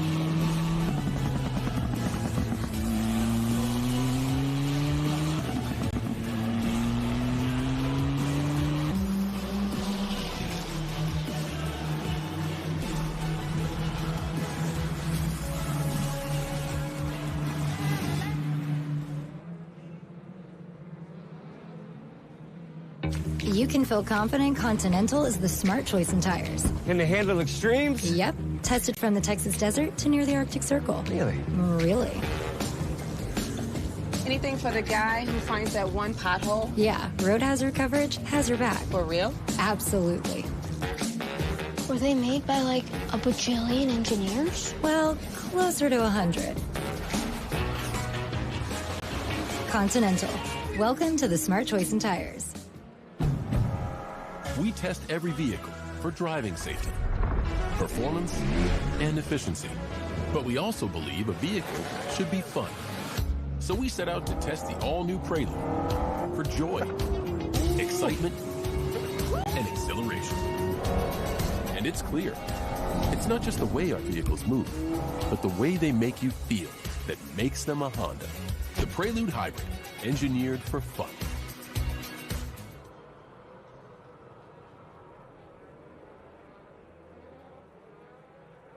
Well, for the first time here on the weekend, we will finally see some wheel-to-wheel action in the USF Pro 2000 Championship presented by Continental Tires. 20 drivers set to go here. Being told it is officially a wet race, so the track still, as we said, didn't quite dry up, even though we're still about 10 minutes away from the green flag. Not a lot of breeze here now. Yeah, it's warming up significantly as the drivers pull their way out here onto the pit lane. But indeed, just simply not ready to go dry as of yet, which means will we see the transition? This is a longer race. It's 25 laps, 40 minutes to the time window. There's a possibility with the extended time and the temperature rising, as I said, it's almost to 60 degrees here trackside. There's a good possibility that we will see that transition come, or at least the drivers are going to have to go all over this racetrack searching for moisture to keep those wet Continental tires as cool as possible. 20 drivers rolling out here now onto the pit lanes. We get set to go for the USF Pro 2000 category. There's Charles Finelli, 62 years young. We talk about the racers being 16 and up in the USF Pro 2000 category. Charles loves coming out to race with us, 62 years of age. Always fun to see at the autograph session when you're meeting all these 16, 17, 18, 19-year-olds. And there's Charles. Nice and cool, chilled, enjoys chatting with all the people that come by, all the race fans. So indeed, we're getting ready to get things underway. Finelli's actually going to head to his pit spot for some reason right now, but 20 drivers set to go. Charles Finelli, as I said, starting at the tail of the field in the number 83 for Fat Boy Racing. Let's go to the driver up next. One driver is scratched. Jack William Miller will not run today, scratched from the order, so we are going to go now up into row number 9. J.T. Hoskins out of Sarasota, Florida, the rookie driver in the number 7, starting in the 18th position. That Sheldon Precision Machine, the J. Howard driver development powered by ECR, so you'll see the Ed Carpenter Racing sponsors on the race car as well. Hoskins rolling from the outside of row number 9. He'll start alongside Joey Brienza, the IU student, the Kelly Business School sponsorship on the car. Watch for him to attack quickly here. Indiana, his new home, and Brienza in the 91 for Exclusive Autosport. Up now to row number 8, starting on the outside. Began the season in USF 2000, but has elected to focus the efforts on USF Pro 2000 after a great run in Arlington. That's Colin Aiken in the number 11. Aiken out of Jacksonville Beach, Florida for VRD Racing, the rookie, starting in the 16th spot. Alongside him out of Austin, Texas for Turn 3 Motorsports, it's the 44 of Brady Golan. Golan and Aiken on row number 8. The Texan ready to roll off there in the number 44. Alongside him, it'll be, in fact, up one row, all Turn 3 Motorsports, Tyke Durst and Leonardo Scorpioni. Tyke Durst out of North Carolina in the number 3 machine, starting in the 14th position. And a race winner from Arlington, Texas, last year's USF Juniors champion, moving straight up here to USF Pro after a couple of podiums in USF 2000. At St. Petersburg, that is Leonardo Scorpioni, the Brazilian who lives in Florida for Turn 3 Motorsports in the number 4, a very talented 16-year-old driver. We'll move now up into row number 6. All Canada on row number 6. Mayor DeHonorine making his USF Pro 2000 USF Pro Championships debut in the Pabst Racing number 20, the rookie, starting in the 12th position. Some GB4 racing and Radical Cup racing last year. Great to have him in the program here. And a driver who was so impressive last year, a former USF Juniors champion, right in the middle of the fight for the championship last year in USF Pro 2000. That is Matt Clark. The Clue by Motorsports TNG Exotics Exclusive Autosport machine. Matt Clark starting in 11th, but I expect to see him attacking and getting himself much more close to the front of the field. 3rd in the practice session yesterday afternoon, rather on Thursday afternoon. Moving now to the next row up into the top 10 right now, Thomas Schrag, who was one of the challengers last year in USF 2000. In fact, was a race winner here last year in USF 2000. Thomas Schrag out of Bethel, Ohio. For TJ Speed Motorsports in the 26 will start in the 10th position outside of row number 5. Alongside him, G3 Argyros, a former USF 2000 race winner. Argyros on the podium at Arlington as well. Very impressive young driver. He comes in here 5th place in points. Argyros out of California for Pabst in the number 18 Positive Beverage machine. We'll go down to row number 4 on the outside from Sonoma, California, just 16 years of age. Christian Cameron for TJ Speed Motorsports in the number 27. Came up through juniors, USF 2000, and now into the Pro 2000 category, the rookie starting 8th spot. And alongside him, one of the drivers who was in the championship battle last year in USF 2000, the number 25 of Teddy Masella for VRD Racing, the Floridian, ready to roll off here from 7th in that number 25. So it'll be indeed Masella and Cameron on row number 4. We move now up into row number 3. It's a couple of Kiwis on the outside. Sebastian Manson for Turn 3 Motorsports in the number 22. Manson looking for a rebound after a tough opening weekend at Arlington. And alongside him, a driver who has won here at the Indianapolis Motor Speedway before. That is Jacob Douglas, the Pabst Racing driver in the number 19, ready to attack from the inside of row number 3. We've seen drivers get to second from further back this weekend already, so I expect to see Douglas big-time aggressive on the opening run down into turn number 1. Move down to row number 2. He's the point leader coming out of Arlington with a couple of podium finishes. Second in the opening race, third in race number 2. That is fast. Frankie Mossman in the VRD Racing, number 77. A good qualifying effort puts him into the 4th spot outside of row number 2. Mossman looking for that first win here in USF Pro 2000. Alongside him, very impressive young driver in that number 2 machine out of Naples, Florida. That is Michael Costello for Turn 3 Motorsports. Inside of row number 2 is a great place to start. Let's see what he does heading down in to turn number 1. 20 drivers in the field, 2 on the front row, off pole. He was a winner in the second race at St. Petersburg. Had a chance to potentially sweep the weekend. USF Pro 2000, or rather USF 2000 champion from last year. A dominant second half of the season. Out of San Antonio, Texas for Exclusive Autosport, Jack Jeffers in the number 92, the rookie, starting on the outside of row number 1. Very impressive here at the Indianapolis Motor Speedway. The Peruvian Andres Cardenas came to the fall combine last year with Jay Howard Driver Development, topped the charts in that October test, was quick in 2 of the 3 sessions on Thursday. He will start on pole position here for Jay Howard in that number 6 machine.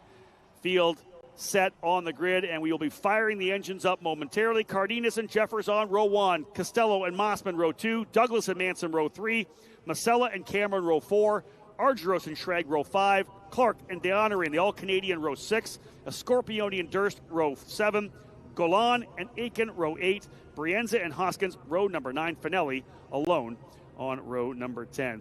Once again, bringing in Michael Young and Greg Rakestraw. Great to have you guys with us. Thank you so much for inviting me into the PA booth here at the Indianapolis Motor Speedway. Always a privilege. Well, I wouldn't have it any other way. The ability for you, and you're with these crews, this series each and every week, and have seen so many great drivers get developed through these wonderful series. And remember when Kyle Kirkwood was just a young man. So you've seen, I remember talking to you, you said, I remember when he was just in karts and now great NTT IndyCar Series driver. But what's interesting about this first race of the weekend for USF Pro 2000, they haven't seen the track in quite a bit. Yeah. And now that they're seeing the track again, they had a lot of waiting, and now they're seeing the track, and we'll start it as a wet race. Most certainly would transition at some point in this race to a dry track, as you can see drying portions already down in turn number 1. So they have a lot up against them for this first race of the weekend. Obviously, they'll have a second race later on, but this first one's going to be interesting. Yeah, the reconnaissance laps they're going to get here at the start of this are going to be hugely important. They're going to be relaying information back to their team owners, their engineers, very, very quickly, because we're even seeing it start to dry a little bit quite here on the front straightaway. Yeah, I have a feeling we're going to see some guys jump in quickly. And again, it's just the transition, guys. We talk about pit stops, Greg. You're not going to bring your entire team in at the same time. You're probably going to stagger them a little bit. Maybe you bring a driver in that could handle a little bit of grip, but not a lot of grip. The difference in a 15-lap race for the 2000 guys versus a 25-lap race for the pro guys, How does that play into the time factor we have allotted for this race? I think I'm okay on the 40 minutes, knowing that the track's going to start drying up for sure. The 40 minutes is enough with another 10 laps. These guys get around here pretty quickly. You go back to 2019 for the track record at an 18.9. So we're turning 121, 122 is kind of a thing. When the track is dry. I don't think it's going to be any issue with the time, especially with the transition. Again, for me, it's going to be when it's going to happen, because we're going to see pit stops 100%. I always want to acknowledge when the camera crew is doing their job. Well done by Joey Brienza's crew. If you're going to have an IU-sponsored car, put somebody in candy stripes in the pits. Job well done to that team. Well done, fellas. I will tell you this, the livery on that car, the suit, the helmet, man, they did a great job. He looks absolutely fantastic. Love that. We're making it happen down there with the Exclusive Autosport.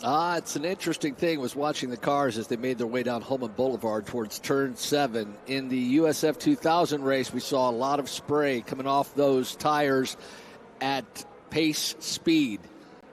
A lot of water coming off those tires. And to your point, as we look to the outside, that racing line out by the wall, Rob, that's getting dry. It's down on the inside of that track and that lead up into turn number 1. That's the wet portion right now of this course. We might not be running a wet race for very long. Oh my goodness! It's again. Watch. I said it on the podium. I said, how much this, because someone's kind of beating down on me a bit. This track could dry quickly. You guys know more than I do how quickly the track dries. It's not windy, but guys, it's almost fully dry in both areas. And by the way, again, this is going to be remedial for our online audience that tunes in on a regular basis to watch this series. We've got some folks that were here yesterday, but for the folks that were not here, I ask this question of Rob every year. These cars look and sound similar, but they're not the ones that are just on the track. Rob, how are these different? Yeah, again, I always lean back to more of everything, right? The tires are wider on these cars. There's a significant amount of more horsepower, 60, 70 more horsepower than USF2000. There's another element on the wing, so a lot more downforce as well. The braking package is more aggressive, so more braking, more grip, more power, more aero. So that's why these drivers want to jump from USF2000 to Pro when they can, because they love driving this race car.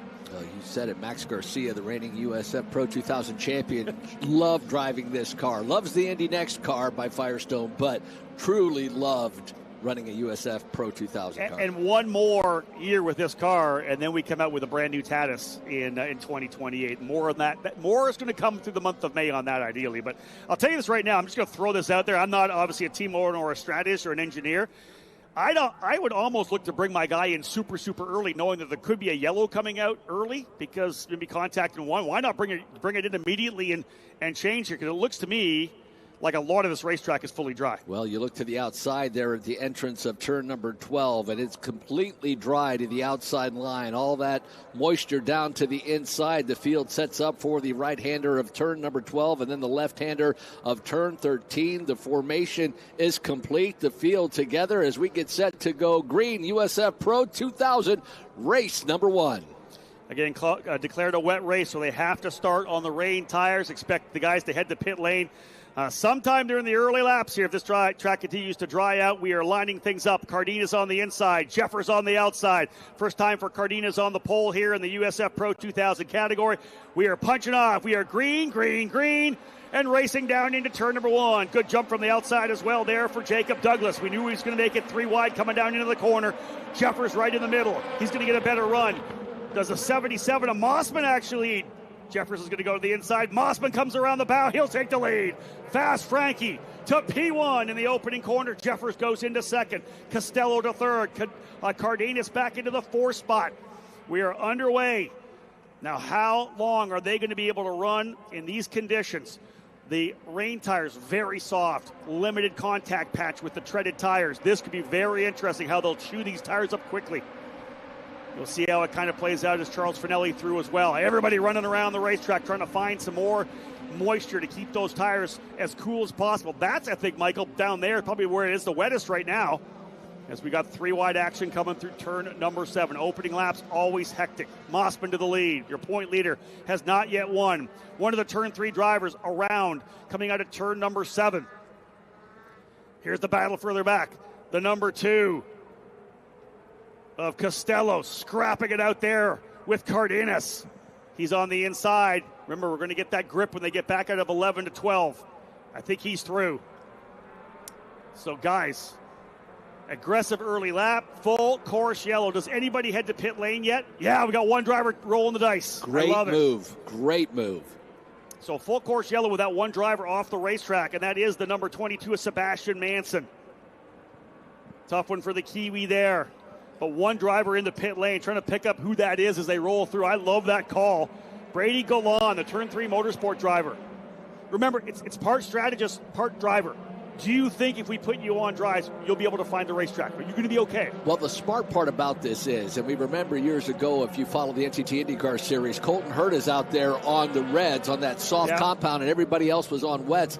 He struggled for 2 laps, 3 laps with the slick tire on, and the same thing will happen with Golan. But the benefit of now, we're under caution. It's going to take a couple of minutes for them to get the 22 out of its precarious position. So now they have time to change tires. The field's not rolling near as fast as it would be if we're running under green. It'll continue to dry, and when everybody else decides to get off the wets, they're already ahead of the game. If he gets out here clean, which he will, I think they'll be able to get in there quicker. You see the 3 drivers over the wall.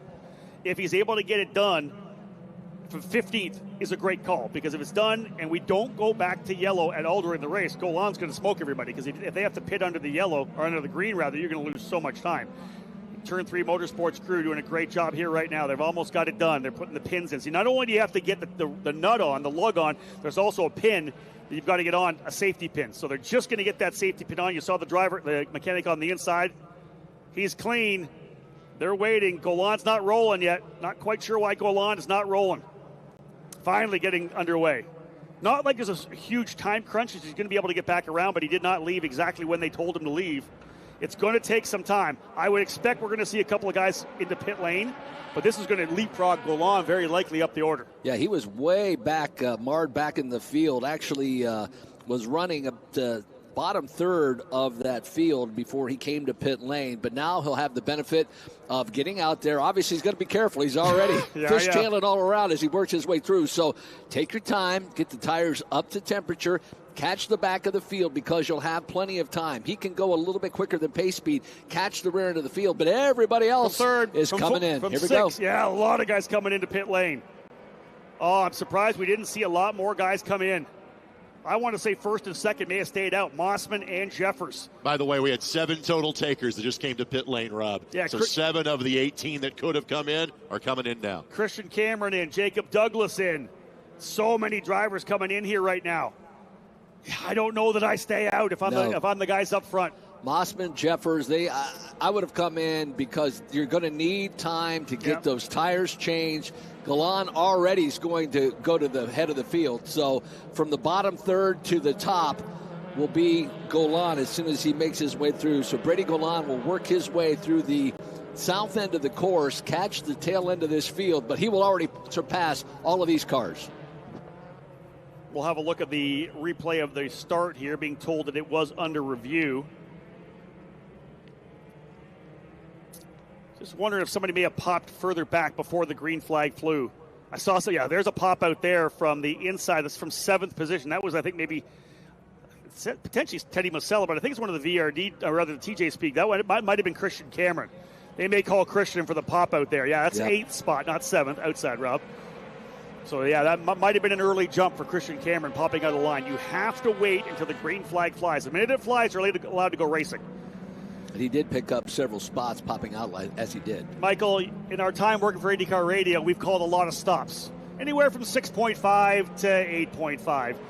A lot easier to call the stop for you and I. It takes a lot longer than 6.5 seconds, but as I said before, it still comes down to potentially 1, 2, 3 tenths of a second, right? If you're still in the middle of a battle, if it's a minute and 31.5 or a minute 31.8, you're still going to get out in front of another driver. It'll be interesting to see how far up in the running order Golan ends up as he makes his way around this course. The field now has a big option, especially our leaders of Mossman, Jeffers, Costello, all up there. Do you come in this time because the cleanup's getting close? They're going to be able to stay out there very long because this track is nearly dried out. You got to come, no doubt about that. And everybody's still again behind the pace car here, so it's going to kind of cycle out. Fantastic opportunity for Golan. He's been able to catch the tail of the field here.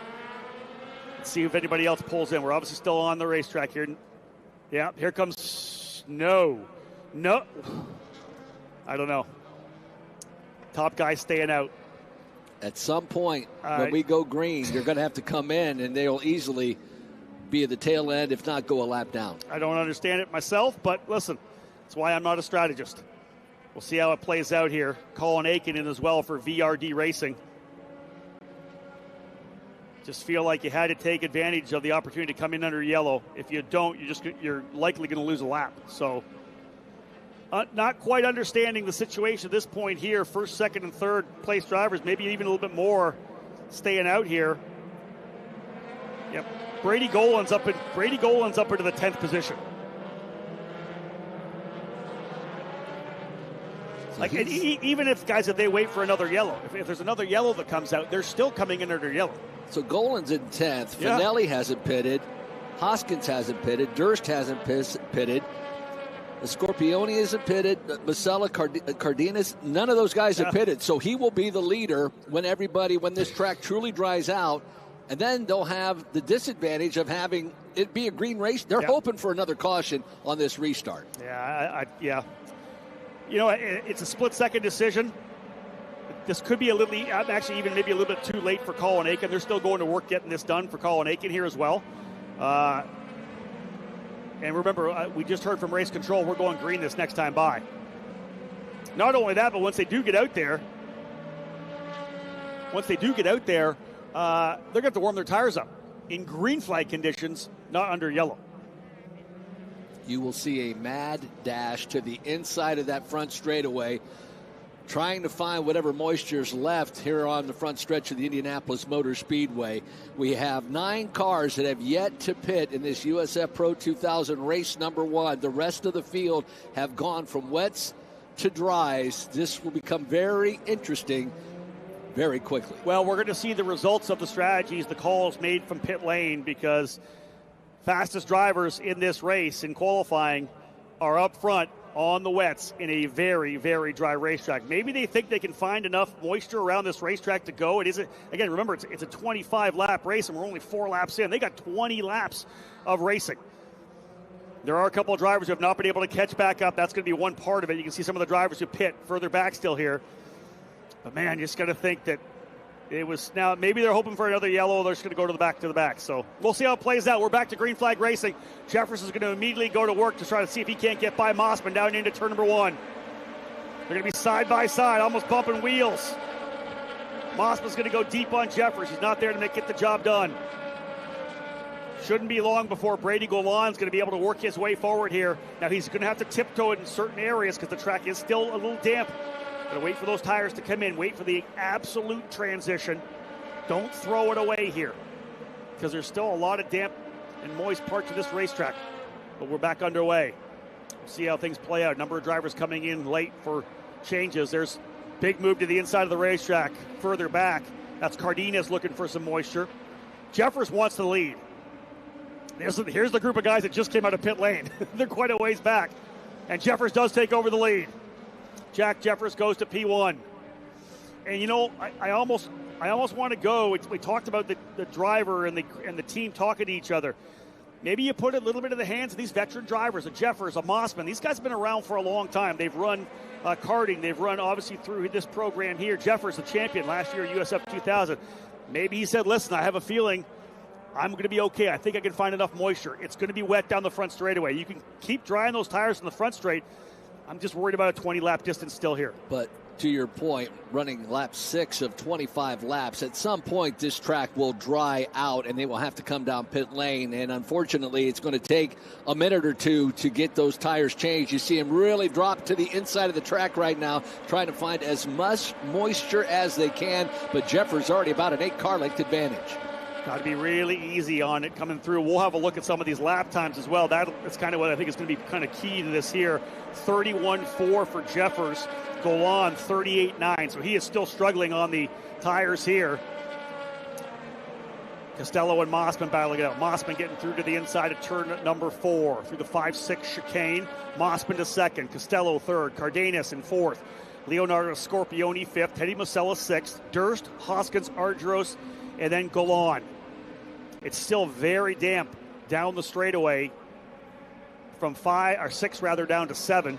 I did notice, though, Rob, as we get back to that switchback of 5 and 6, you can see a definite dry line starting to form there. So the straightaway still wet. Front straightaway is certainly drying out, but Holman Boulevard still has a lot of moisture, allowing these cars to check out from Golan, who is on those slicks. So the top 10, or I should say the top 9, have yet to go over to the slick tires, still running on the wets, and you can see they are checking out, but those lap times will start to cross over in the next couple of laps or so. Again, I love the different layers of this here right now because, it's like I said, to me it looked like it was a no-brainer to get in, especially with so many people coming in. Just come in, get it done. But listen, if those drivers are saying, listen, I think there's going to be enough places for us to go. Cardenas back down to the bottom. I'm surprised Jeffers didn't go back down to the bottom again. Mossman's going to go. Jeffers is going to stay out in the racing line. Not even one dip down in there for Jeffers.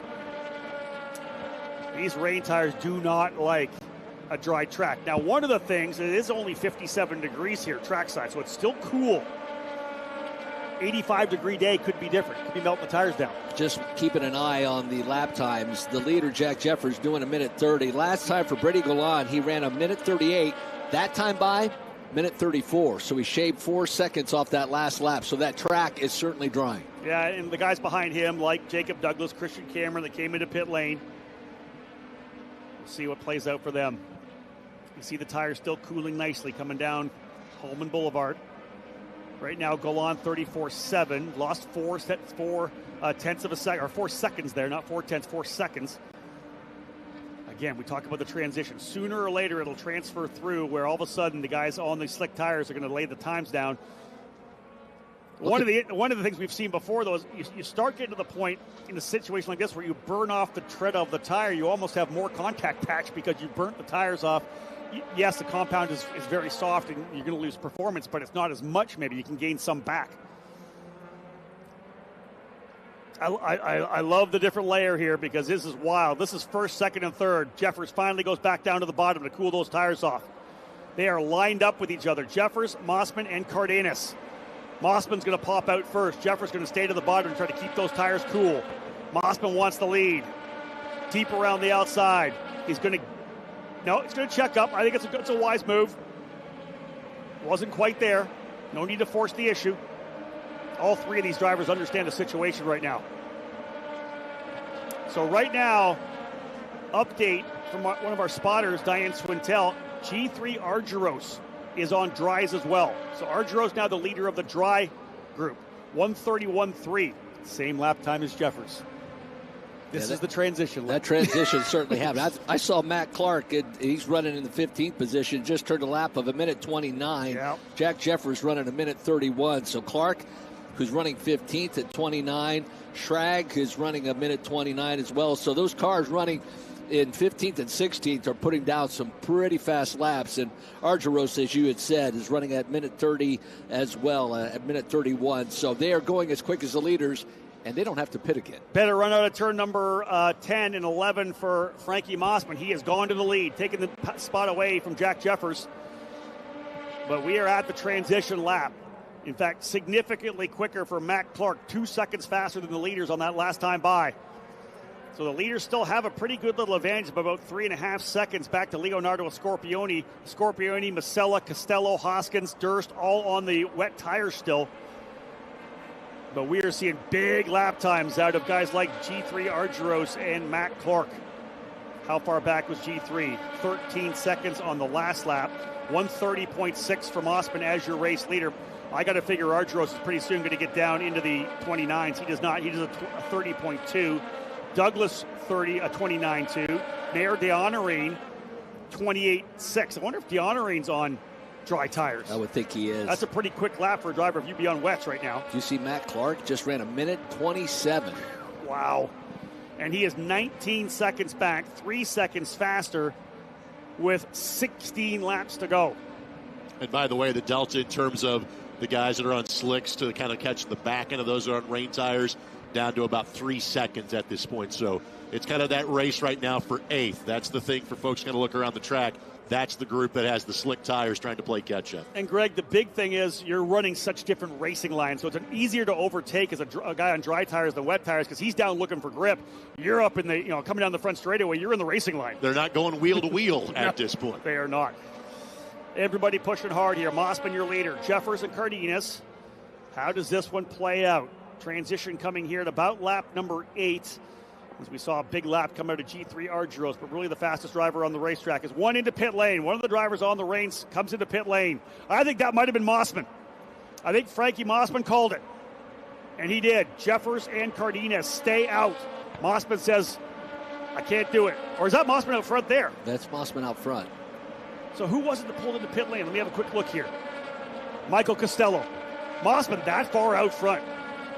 On the dries, 2 seconds faster almost than Jeffers. Scorpione, Hoskins, nice battle through turn number 6. Should say turn number 4, setting up for the switchback of 5 and 6. But look who's right behind him on the dries. Here we go. Yeah, they are coming. That is Mayor DeHonorine. He's on the dry. So he is, I think, on the dry tires. Mayor DeHonorine, the Canadian driver. Won at least his first race here. I'm not sure if it's going to be a full season, but he's running for Pabst Racing. Missed the opening round. This is the transition. We'll see a lot of these drivers pick things up. The leaders have a pretty solid little lead out front. Will it be enough to hold through 15 more laps? There's Jeffers and Cardenas, 2nd and 3rd. They roll in here, 3rd and 8th in points. Oh, look, you got to watch yourself. Douglas on the outside, trying to get by Hoskins. Hoskins is getting swallowed up there. There's Argyros as well. DeHonorine. Hoskins just trying to hold on right now. Yeah, the fast, look. Michael, the drivers here in the dries. Monsters coming through 10, 11, and 12. Got another taker, by the way, into pit lane. Yep. So one more of the rain tires will come in and reshoe. Greg, Cardenas from 3rd, I believe, into pit lane. Jeffers and Mossman, still the holdouts up front. Two more takers headed to pit lane as well. So, again, that transition happening coming to the pits right now. And Michael Costello, after that stop, drops to the 15th position, a little too late. And now, with that track transitioning, our leaders are sitting ducks. Even Frankie Mossman, with the lead he has, is a sitting duck. A really good look there. Costello came out just in front of Mossman, and it will likely be able to hold the spot so he'll get back by. So, essentially, a full lap back. That's the problem. In fact, he's already lost a lap. So, he is actually a lap back, but as we know, once those tires come up to temp, he's going to be able to reel in Mossman and go by. And our leader of those that are on the slicks, on the dry tires, DeHonorine, is now in 5th. So it's the top 4 that have yet to come in at this point. Douglas in the 19 came in. Yep. So he is in 4th. Yeah, so he's in 4th spot now. So this could be a Jacob Douglas victory. If he's the guy up front on this one here, he'll have to reel in a number of drivers before it's all said and done. But Jacob Douglas, the Kiwi, with an opportunity to come away with a victory. Won here a couple of years ago. Last year. Very impressive driver. Hitting the halfway mark this time through. Those on the wets sitting ducks as most of the field has come and gone to those dry, slick tires. Frankie Mossman with a huge advantage right now, but with this track drying out, at some point he will need to come down pit lane and get on those slicks because the wet tires will not last forever. Look at him trying to search for as much moisture as he can down that front straightaway, trying to cool those Continentals off. Yeah, it's always the tough decision of what you're going to do. When you're up front, we see it a lot of times in the NASCAR Cup Series where if you're the first guy to go in, sometimes you'll hold. You don't want to give up the lead. The last thing you want to do is to give up the lead. Obviously, what we're seeing right now, the track transitioning it as it is, pitting early was a great idea. Teddy Musella in right now as well. He was running in the top 5. He's in the pit lane. This is playing to those who pitted early. An interesting note, though, for Mossman, who is in the lead, just turned his best lap that time through, minute 29. So a good lap for him, still on those wets. Yeah, the problem is that sooner or later, those are going to start going away. Oh, and this might be a situation where we may see a caution, and if that is indeed the case, Frankie Mossman just got himself a small miracle. Well, no, I to a certain extent, yeah, they'll be able to come to the tail of the field. They'll be able to fight back a little bit, but we have a driver off. That's Tyke Durst off in turn 2 and 3. If we go full course yellow, they're going to have to pit, but they will at least be able to pit under the yellow, not pit under the green. And Durst just came down pit lane a moment ago. Yeah. So we just switched over from the wets to the slicks as the caution has come out of the Indianapolis Motor Speedway. If there was any question that Mossman could stay ahead for the remainder of the run, that is gone now, obviously. He's going to have to come into pit lane. That was the only thing about Mossman. Could he stay far enough in the lead? Because he had a massive lead coming across the line. Full course yellow, though, will change everything here. So this is going to allow Mossman, Jeffers, the guys that have not pit, to come into pit lane. So drivers into pit lane. In fact, yeah, Jack Jeffers coming in immediately into pit lane. With the full course yellow, he's going to be able to very likely get back out before they get back around. The 4 is in as well. Leonardo Scorpioni. That's tough for Tyke Durst, especially since he just came out. There you see the slicks on. Just literally left pit lane and had issues on the north end of the course. So a number of drivers in, probably the final drivers that have not made the transition are in. They're not going to get what they hoped for, and that was a chance to potentially stretch away. But they are going to press the reset button early. We're essentially going, guys, to what will very likely be a 10-lap battle.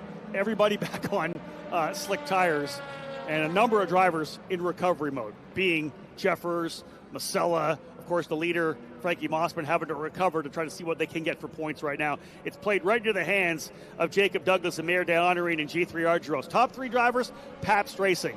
Great call for Augie Pabst and the crew. Fantastic decision to bring them in. Very likely Tony's Kasimits, who works for that team, is an engineer for that team. I think he may have been the strategist there. He and Augie probably saying, let's go, let's make this happen, and bring him in. There you see Jeffers, the crew going to work to get those slicks on, waiting, putting the pin in, making sure everything's set with that right rear before they send him off. Durst is back rolling again, and for Mossman, to your point, Rob, he was checked out, but now with the field able to close in, he's a sitting duck. It's a situation, really, he may have been able to hang out there, but now headed into pit lane. Yeah, that's it for Mossman. He's going to come into pit lane as well. Still time, though. Yeah, the thing is, he'll come to the tail of the field. Obviously, pitting from the lead means he's going to be able to get out really easily. Crew will go to work on this. Jacob Douglas will find himself as the leader in a transition from wet to dry race. It's happened here before. Brady Golan was the first driver to come in. A whole host outside the top 5 came in very early in the race, tiptoed their way around as the track worked its way to full dry. And that has changed things up. So it's Douglas as your leader now. Mayor DeHonorine in second. G3 Argyros in third. The Pabst Racing crew calling it to put their drivers 1, 2, 3. Same goes for Tim Neff of the TJ Speed crew. Thomas Schrag and Christian Cameron, 4th and 5th. Matt Clark up to 6th. Brady Golan, 7th. Joey Brienza, 8th. Mossman into pit lane. So it's going to be Colin Aiken. Actually, Charles Finelli, I believe, up in the 9th spot because he's still out. He is not yet pit yet either. Oh, we saw him going down the front straightaway trying to find the water. I wondered who that was. It was Charles Finelli, who is yet to pit. Crew going to work on the machine of Frankie Mossman. Dan Mitchell and Jacob Loomis going to work on the machine. Again, you got to get a clip off. There's a safety clip that goes over top. It's not the straight nut you'd see on an Indy car. Clip comes off, nut, wheel, and then the sequence in reverse to get them back ready to go. You have to get that safety clip back on. This may be a game ender for Frankie Mossman. It sounds like we may go green this time through, and if that is indeed the case, he doesn't have a lot of time to get back to the tail end of that field. That was his only real chance to be able to work his way through. Certainly very quick, but he's just now exiting turn number 1, the field, already through turn number 8. Yeah, he'll be on the throttle quickly. If there's anything that he's going to have, he'll be full throttle coming through turns 12 and 13. Well, they're probably kind of lining up a little bit. Again, like as you said, he is quite a ways back as they come through turn number 10 right now, over through 11. Douglas, DeHonorine, and Argyros, the Pabst Racing drivers. Very impressive call for Pabst. They run 1, 2, 3. Do they come away with a sweep of the podium here in race number 1? They'll be back at it this afternoon again. Once again, following USF2000. Doubleheader for the drivers here in USF Pro 2000. Again, these drivers chasing a scholarship to move to Indy next worth over $593,000, following in the footsteps of so many great drivers who have worked their way out of the program. Back on the throttle, a bit of ginger here. It's not fully dry coming through this part of the racetrack. Don't make the mistake of spinning the tires coming out here to go green. We're back at it again, and indeed, Mossman well back. Let's see how it plays out here. 11 laps to go. And in fact, it'll be 10 when they come across the line. Finelli stays on the wets. Probably just doesn't want to spend the money on the set of drives right now. Why not? We only got 10 to go. I'll burn these ones down. All right. Schrag, a lot of great battling there for the 3rd, 4th, and 5th position. Thomas Schrag up on the wheel. He has won here before. Last year, race 2, USF2000.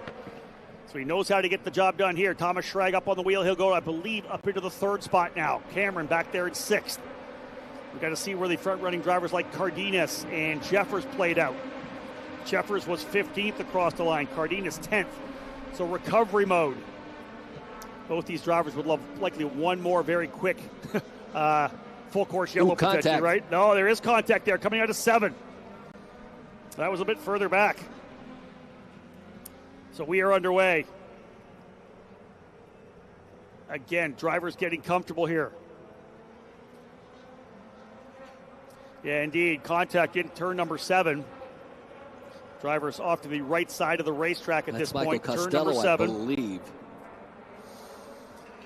Yeah, you know, the drivers further back, especially those who had a car to run up front and then kind of got messed up here. Indeed, it is the number 2 machine. Tough one there for Michael Costello off the racetrack. And there's going to be that full course yellow again. So the drivers who got back out on the racetrack are going to get another shot at it here. And that is big, a big break for Frankie Mossman. That will allow him to catch the tail end of the field. Hugely. There's the full course yellow across the line, so lock the positions down. Mossman currently running 14th and was well off the tail end of that field due to that late pit stop. But this caution just played into the number 77's hands as we see the AMR IndyCar safety team coming to the attention of Michael Costello. Across the line, Douglas, Argyros, Schrag, Clark, Dionarine, top 5. Cameron 6th, Galan 7th, Brienza 8th, Aiken 9th, and Leonardo Scorpioni in 10th. Just outside the top 10, those drivers who had to pit early. Teddy Masella, Jack Jeffers, Andres Cardenas, the pole sitter, and Frankie Mossman.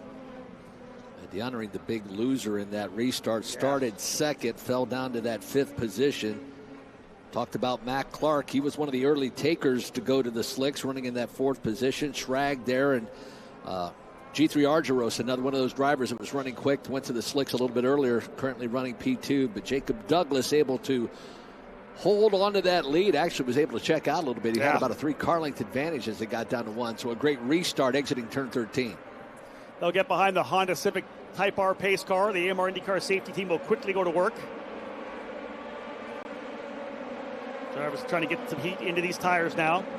Not even 60 degrees trackside here yet. What do we got? Lap 17, 8 to go. Not looking like we're going green this next time by. We're waiting for a wrecker. So there's damage, suspension damage to Costello, meaning he will not be able to roll himself back. So they'll get the wrecker out here, get him up, and be able to get him right there. Because they're in turn 7. There's a area to come through right at the end of the runoff there. So won't take long to be able to get the track back to green once the wrecker gets to him. So let's say we go 18, 19, probably a 6-lap dash at the end of this one. Your point leader is Frankie Mossman coming in here. He is 14th. Scorpioni, 2nd place in points. He's 10th. Jeffers, 3rd in points. He is 12th.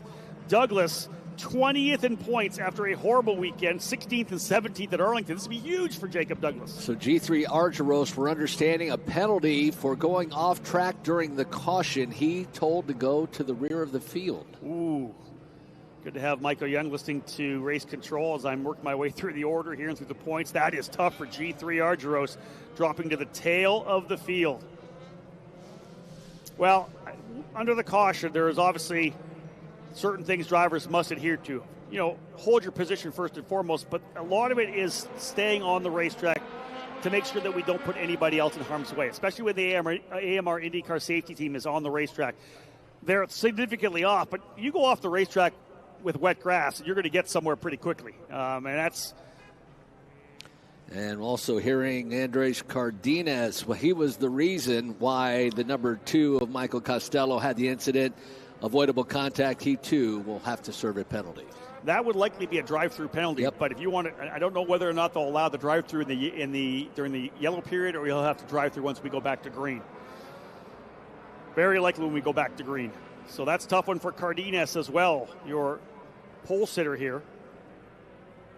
What a crazy race this has been. I don't know how you write this right now. There's so much stuff going on.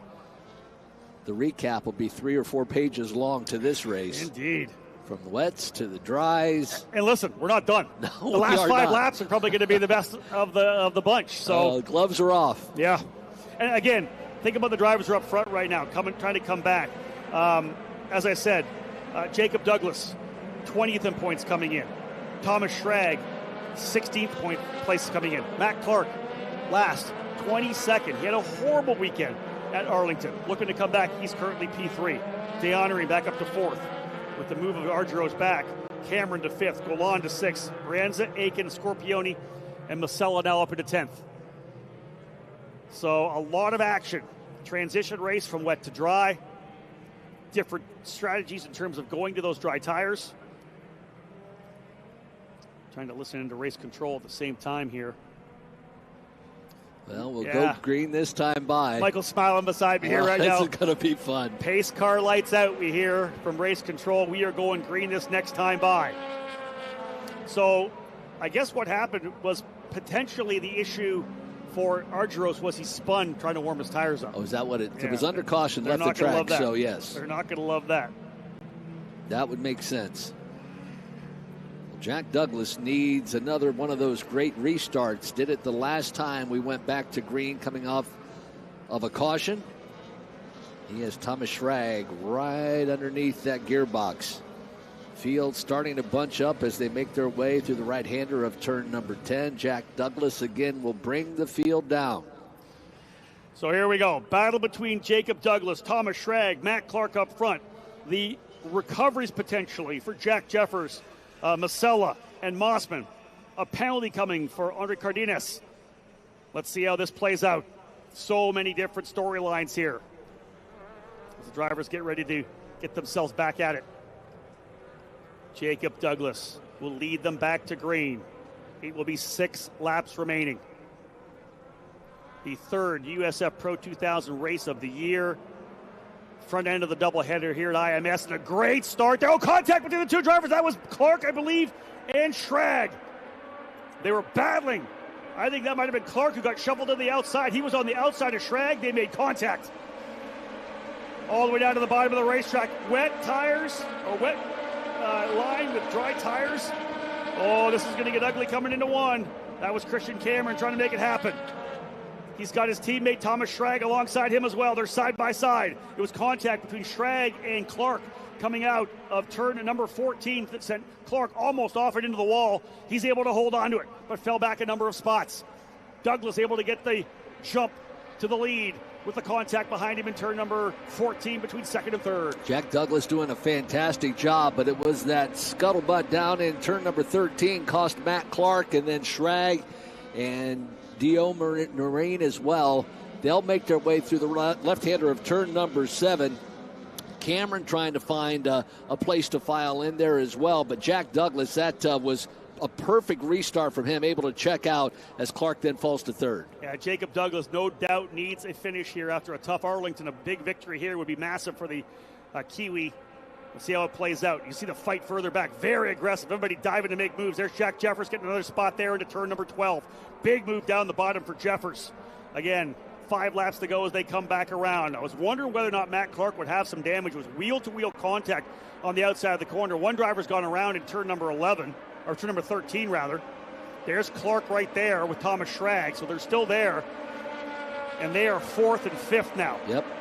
Schrag's going to try to go around the outside. He gets a good run. Schrag may have it. Indeed, he does. Clark tucks back in. Jack Jeffers trying to get a couple spots as well. Here's the replay of it, folks. You're watching it. Schrag went wide coming through, kind of pinching to the outside. Race Control's going to have a good look at that one as Thomas Schrag looks like he may have moved from right to left. It's one of those things, too, as any driver will tell you, as a little overcooked there for Masella. No wonder, he's missing the front wing. Right. A little bit of understeer coming through the corner. Your hands go where your eyes go. So if you're looking to your left, you're going to start to unwind the wheel to the left. It happens a lot with contact like that. Jack Jeffers makes another move. He's going to go around the outside of Brady Golan, potentially there. Douglas, Cameron, Deonorine, Clark, Schrag, top 5. Schrag into 4th, move Clark back to P5 with that great move and run for Thomas coming down into turn number 1. Could this be a victory for Jacob Douglas, coming off a horrible weekend in Arlington, Texas? What a recovery it would be in the opening race, leveraging the wet weather conditions perfectly, coming in early to go to dry tires, and he is out front for Pabst Racing. Well, Deonorine's going to have his hands full as Matt Clark trying to make up some ground, headed down that front straightaway. Thomas Schrag there as well. Matt Clark to P4. Let's look at Jack Jeffers and Frankie Mossman. Jeffers up into the 8th spot. Frankie Mossman up into 11th. Thomas Schrag all over Deonorine now. So that is for 3rd, 4th, and 5th. Deonorine, Schrag, and Clark. Clark able to potentially get through there. Good stuff as they're coming through the chicane of 5 and 6. The big run down here. Look at this side-by-side action. Clark gets through to 4th and trying to make the move for 3rd here now. He'll go around the outside. I think he's got it. Book it. He's through. Matt Clark, what a fantastic drive. He's up in the 3rd spot, getting by Deonorine. And once he got by, he checked out. Matt Clark, one of the quickest drivers when we initially went over to the switchover. He was running minute 28 to the back of the field, and we have a car off. That's the number 11 of Colin Aiken. He'll go off track, but be able to save that car as he heads into turn number 11. Colin was running in the 6th position, a little wide, coming out of turn number 10, and couldn't get it back onto the racetrack. Once you dip the left side tires off into the wet grass, you're holding on at that point. 22 laps will go in the books when they come back around. 3 laps for Jacob Douglas to get his 2nd win here at the Indianapolis Motor Speedway, victorious last year. As it's Douglas, Cameron, Clark, Deonorine, Schrag, Aiken, Jeffers. Good stuff here now. There's Mossman trying to get a couple of spots. Look at this fight here as well. Wow. The 44 of Golan in the middle of a scrap. Jack Jeffers is right there, too. I think that's Cameron, Golan, and Jeffers. Oh, Jeffers has a nice move. He'll go through the switchback, try to make that pass. He'll tuck right underneath that rear wing. Big run down Holman Boulevard for Jack Jeffers. It's last year's USF Pro champ going to the outside. Now the USF2000 champion. Does he get it done in the braking zone of turn number 7? Golan on the inside, Jeffers on the outside. I think Jeffers gets him. He does. Jeffers moves up another spot. So Jack Jeffers on the hammer here right now. They did not come in early, put him to the tail of the field, but he is in full recovery mode, as is Frankie Mossman. Thomas Schrag next on the hit list for Jack Jeffers. Nice recovery from that caution. The late pit stop going from wets to dries. And Jack Jeffers, the reigning USF 2000 champ, making up ground with just 2 laps to go this time by. Frankie Mossman trying to follow him through as well, as those 2 drivers coming the way back to the front here. 2 laps remaining for Jacob Douglas. Big lead right now over Christian Cameron. Good stuff here. Christian Cameron, could he get on the podium here as a rookie in USF Pro 2000? Up into 2nd, Clark 3rd, Deonorine, Schrag, Jeffers. Jack Jeffers trying to see if he can't roll back up here on Thomas Schrag as well. Those 2 drivers, a heated battle last year for the title at USF 2000. Both have moved up, of course, here into the Pro 2000 category for 2026. A big lockup for Thomas Schrag into turn number 1. Will that allow Jack Jeffers to make up even more ground? He's really aggressive with Schrag into turn number 1. That front right really locked up as he tried to woe that car down to make the right-hander. Not only is Christian Cameron having a strong run here to 2nd, fast lap of the race last time by. That's a bonus point as well. 11th place in points coming in. This could be huge for him to jump himself nicely up into the top 10 with a strong finish here. Out of turn number 10 through 11. You see the track, full race line drawing. That is Thomas Schrag, the Iowa driver for TJ Speed Motorsports, currently in the 5th position. 16th place in points coming in. Best finish of 9th. At Arlington. White flag's going to fly right now for Jacob Douglas. What are we going to have here for the battle? Do we have any? I don't think anybody's really close enough to scrap here. at least inside the top 10. G3 Ardro is trying to fight his way back here, that's for sure. He's 10th position and closing on Colin Aiken. Clark and Deonorine somewhat close. That's that battle for the third position. Guys, let's jump in here. Again, race control jumping in. Go back to the start of the race. Remember when Christian Cameron popped out of line? Sounds like a 5-second post-race penalty for a guy that has the fastest lap and has worked his way up to second. So 5 seconds would put him very likely outside the top 5. Everybody pushing hard in the final lap. So indeed, we talked about that. We saw that potential jump. Indeed, it was a jump. 5-second penalty post-race. So Christian Cameron will not be on the podium, although give him a shout out for the run to the spot. Everybody pushing, because listen, if you can get another couple tenths of a second, you may take advantage of that. Twin checkers out and coming here pretty soon from Aaron Likens as Jacob Douglas navigates 11, 12. As I said, he's won here before. Can he do it again? A winner in race 2 last year here in USF Pro 2000. He's going to kick off the doubleheader here, the Santiago Grand Prix and the Tatis Grand Prix of Indianapolis. Your winner in race 1 for Pabst Racing, Jacob Douglas. Huge victory for Douglas here to rebound after Arlington. Great stuff. Christian Cameron across the line in second. Matt Clark in third. Mayor DeHonorine fourth. Thomas Schrag in fifth. Jack Jeffers sixth. You go +5 to 6.6 seconds back. He'll go down to fifth. So move Matt Clark into second.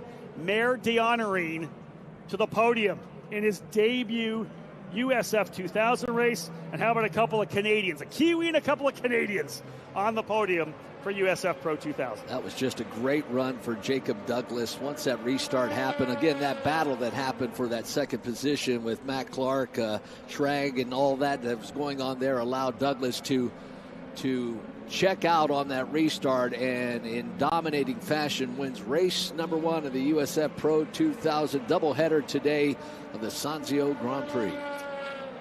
Great stuff for Jacob Douglas in a race with multiple layers. The wet weather transition to the dry tires, a number of drivers coming in early, leaders waiting.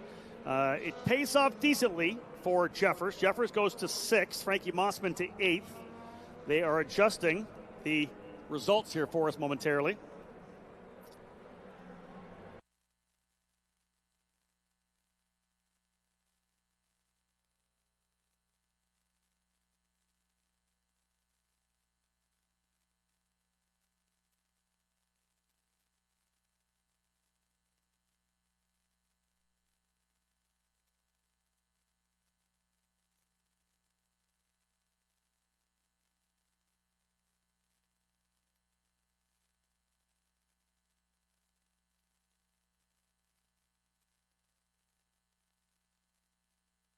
Finally come to pit lane, able to race his way back into that 8th position. That was a fun kickoff for this doubleheader for the USF Pro 2000 drivers. And you just, again, so many layers, so many drivers coming to the forefront. Matt Clark started back, didn't get the qualifying he wanted. He was one of the drivers that pit early. He leverages it to go to second. Pabst Racing nailed the call, brought their drivers in exactly the right time. They end up with 2 drivers on the podium as a result. But again, just an absolutely massive opportunity for Jacob Douglas to come away with a victory here. The relief of winning once again. He's getting out of the car here right now. Let's have a look at that. So much relief. He needed that one. Guaranteed the family is watching back in New Zealand. Craig and Rowena, the parents, proud parents of Jacob. Great run for him. Let's send it down. Anthony Calhoun stands by with our race winner.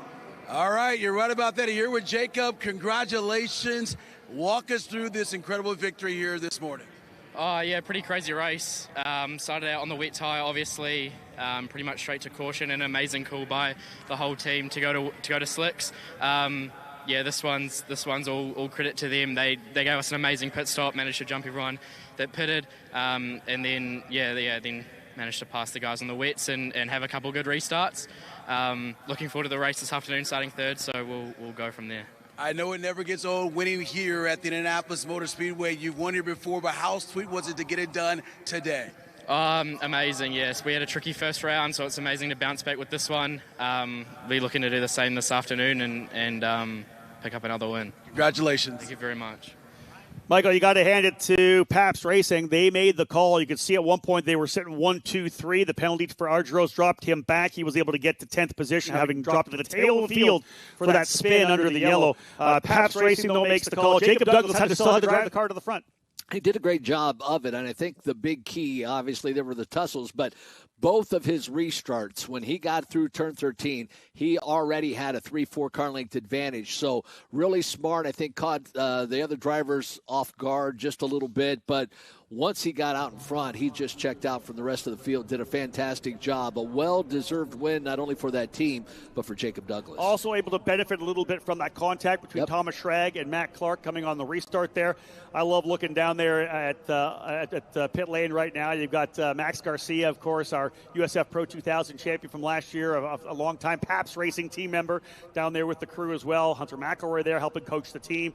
Just a fantastic result. Again, a big team result, right? The call to bring him in early, the drive by Jacob Douglas. And how about Mare d'Honorine? In his debut weekend, the Canadian comes home with a third place finish in very tricky conditions. He had to drive it as well. They did a tremendous job with the call, but he still had to drive it and stay out of trouble because they ate him up at one point, but a great job there for the pilot of the number 20. Yeah, he certainly, D'Honorine started second on one of the restarts and fell to fifth. And to your point, raced his way back to be able to finish on the podium. A nice run for him.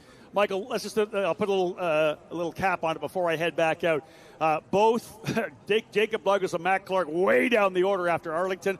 Couple of podiums here, a win for Douglas. What a huge way to come back after a very difficult start to the season. It certainly makes the point standings interesting, and that's why we don't put a lot into the first 4, 5, 6 races of the year, because anything can happen, and that's a huge race for Matt Clark and Jacob Douglas as well. Guys, thank you so much. I'll see you this afternoon. I'm going to head out to Victory Lane. We got some hardware to pass out. There you go. Rob Howden will be on Victory Podium momentarily to celebrate with our top 3 finishers. Mare d'Honorine finishes third, Matt Clark second, Jacob Douglas your winner, race number 1, USF Pro 2000.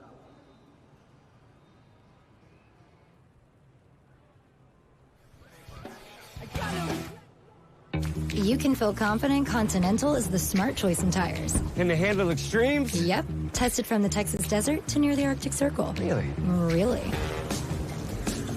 Anything for the guy who finds that one pothole? Yeah, road hazard coverage has your back. For real? Absolutely. Were they made by like a bajillion engineers? Well, closer to 100. Continental. Welcome to the smart choice in tires. We test every vehicle for driving safety, performance, and efficiency. But we also believe a vehicle should be fun. So we set out to test the all-new Prelude for joy, excitement, and exhilaration. And it's clear, it's not just the way our vehicles move, but the way they make you feel that makes them a Honda. The Prelude Hybrid, engineered for fun.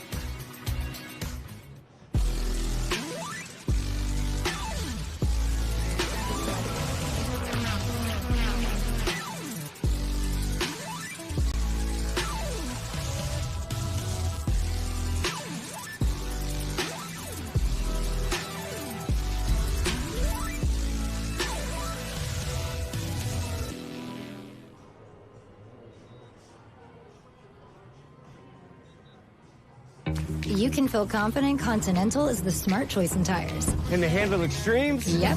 Tested from the Texas desert to near the Arctic Circle. Really? Really. Anything for the guy who finds that one pothole? Yeah, road hazard coverage has your back. For real? Absolutely.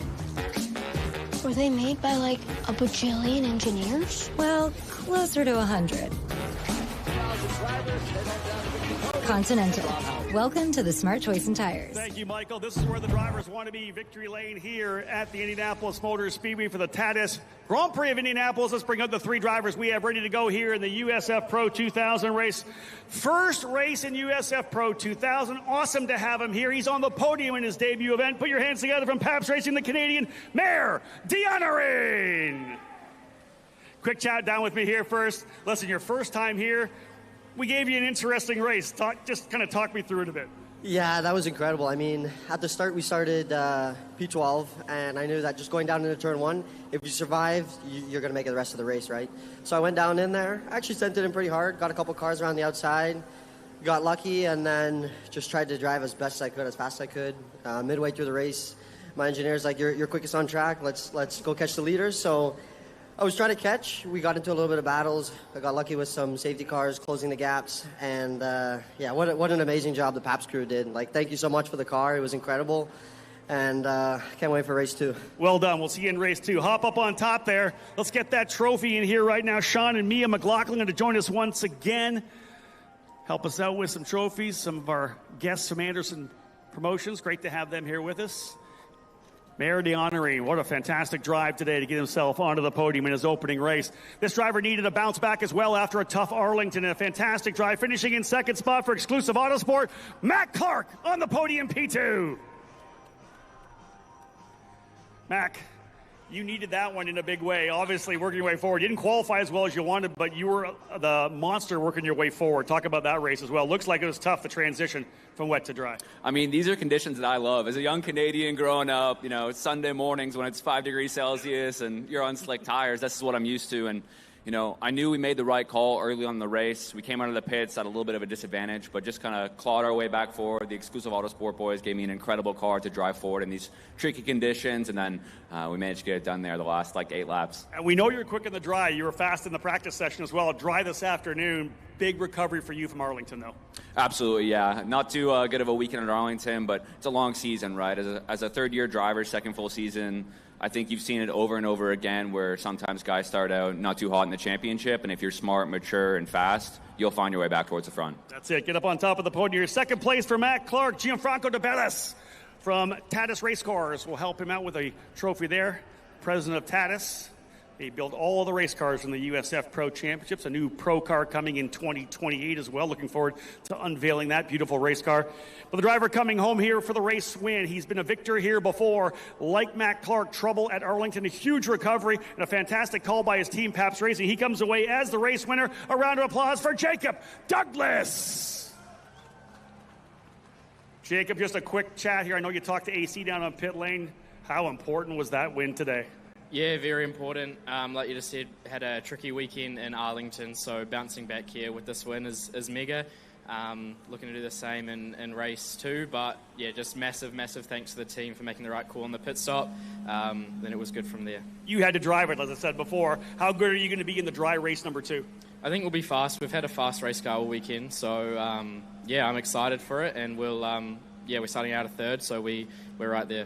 Let's add to your trophy collection. Hop on top here, folks. He's been a race winner here in Indianapolis before. Jacob Douglas, your victor today. Leonardo De Bellis will bring in that first place trophy. Winning at the Indianapolis Motor Speedway, so crucial for these drivers, and that's a team win for sure. The call by Pabst Racing, fantastic to bring their crew in, and they get a couple of podiums. A Kiwi and a couple of Canadians here on the podium at Indianapolis. Great stuff for Mayor DeHonore in his debut. Matt Clark able to bounce back for a strong second-place finish. And Jacob Douglas for Pabst Racing. Huge victory here today. We're going to do it all again this afternoon. Of course, IndyCar qualifying just around the corner. But the drivers here in both USF2000 and USF Pro 2000 excited to get back onto the racetrack for some dry conditions. Always awesome to challenge these drivers, so that's what this development program's all about. So if we can get them out there in the difficult rain conditions or a transition race like we just saw for Pro 2000, so crucial to their development as drivers because they're going to face that sometime in Indy Next or eventually the NTT IndyCar Series. But awesome to see new drivers onto the podium. Mayor DeHonore in a fantastic debut, as we said. All three of these drivers going to try to do it again. We'll bring some guests out here for a couple of photos. If there is a podium you want to be on, it's this one here at the Indianapolis Motor Speedway. All of these drivers hope to do it in the 500 one day as well. Champagne waiting in the wings. We'll get that out here momentarily as well so they can properly celebrate the opening race of this doubleheader weekend at IMS. Couple of weeks away, all these drivers will be on the oval at Indianapolis Raceway Park at 5/8 mile, giving these drivers a chance to sample the oval. The pro drivers here will be running the Milwaukee Mile IndyCar event this year as well. All right, guys, champagne ready to go. Grab a hold of those bottles, grip it and rip it. Let's celebrate race number 1 for USF Pro 2000 here at the Indianapolis Motor Speedway. Great drive for Jacob Douglas. The call by Pabst Racing, fantastic. Could not ask for much more. We'll cap things off here, folks. We're back again this afternoon. Races for USF 2000, USF Pro 2000 before Indy Next and IndyCar. The future stars of the NTT IndyCar Series back on track here in a few hours. Thank you so much for tuning into the broadcast, folks. We do appreciate it. On behalf of Anderson Promotions and Continental Tire, my name's Rob Howden. Bye for now.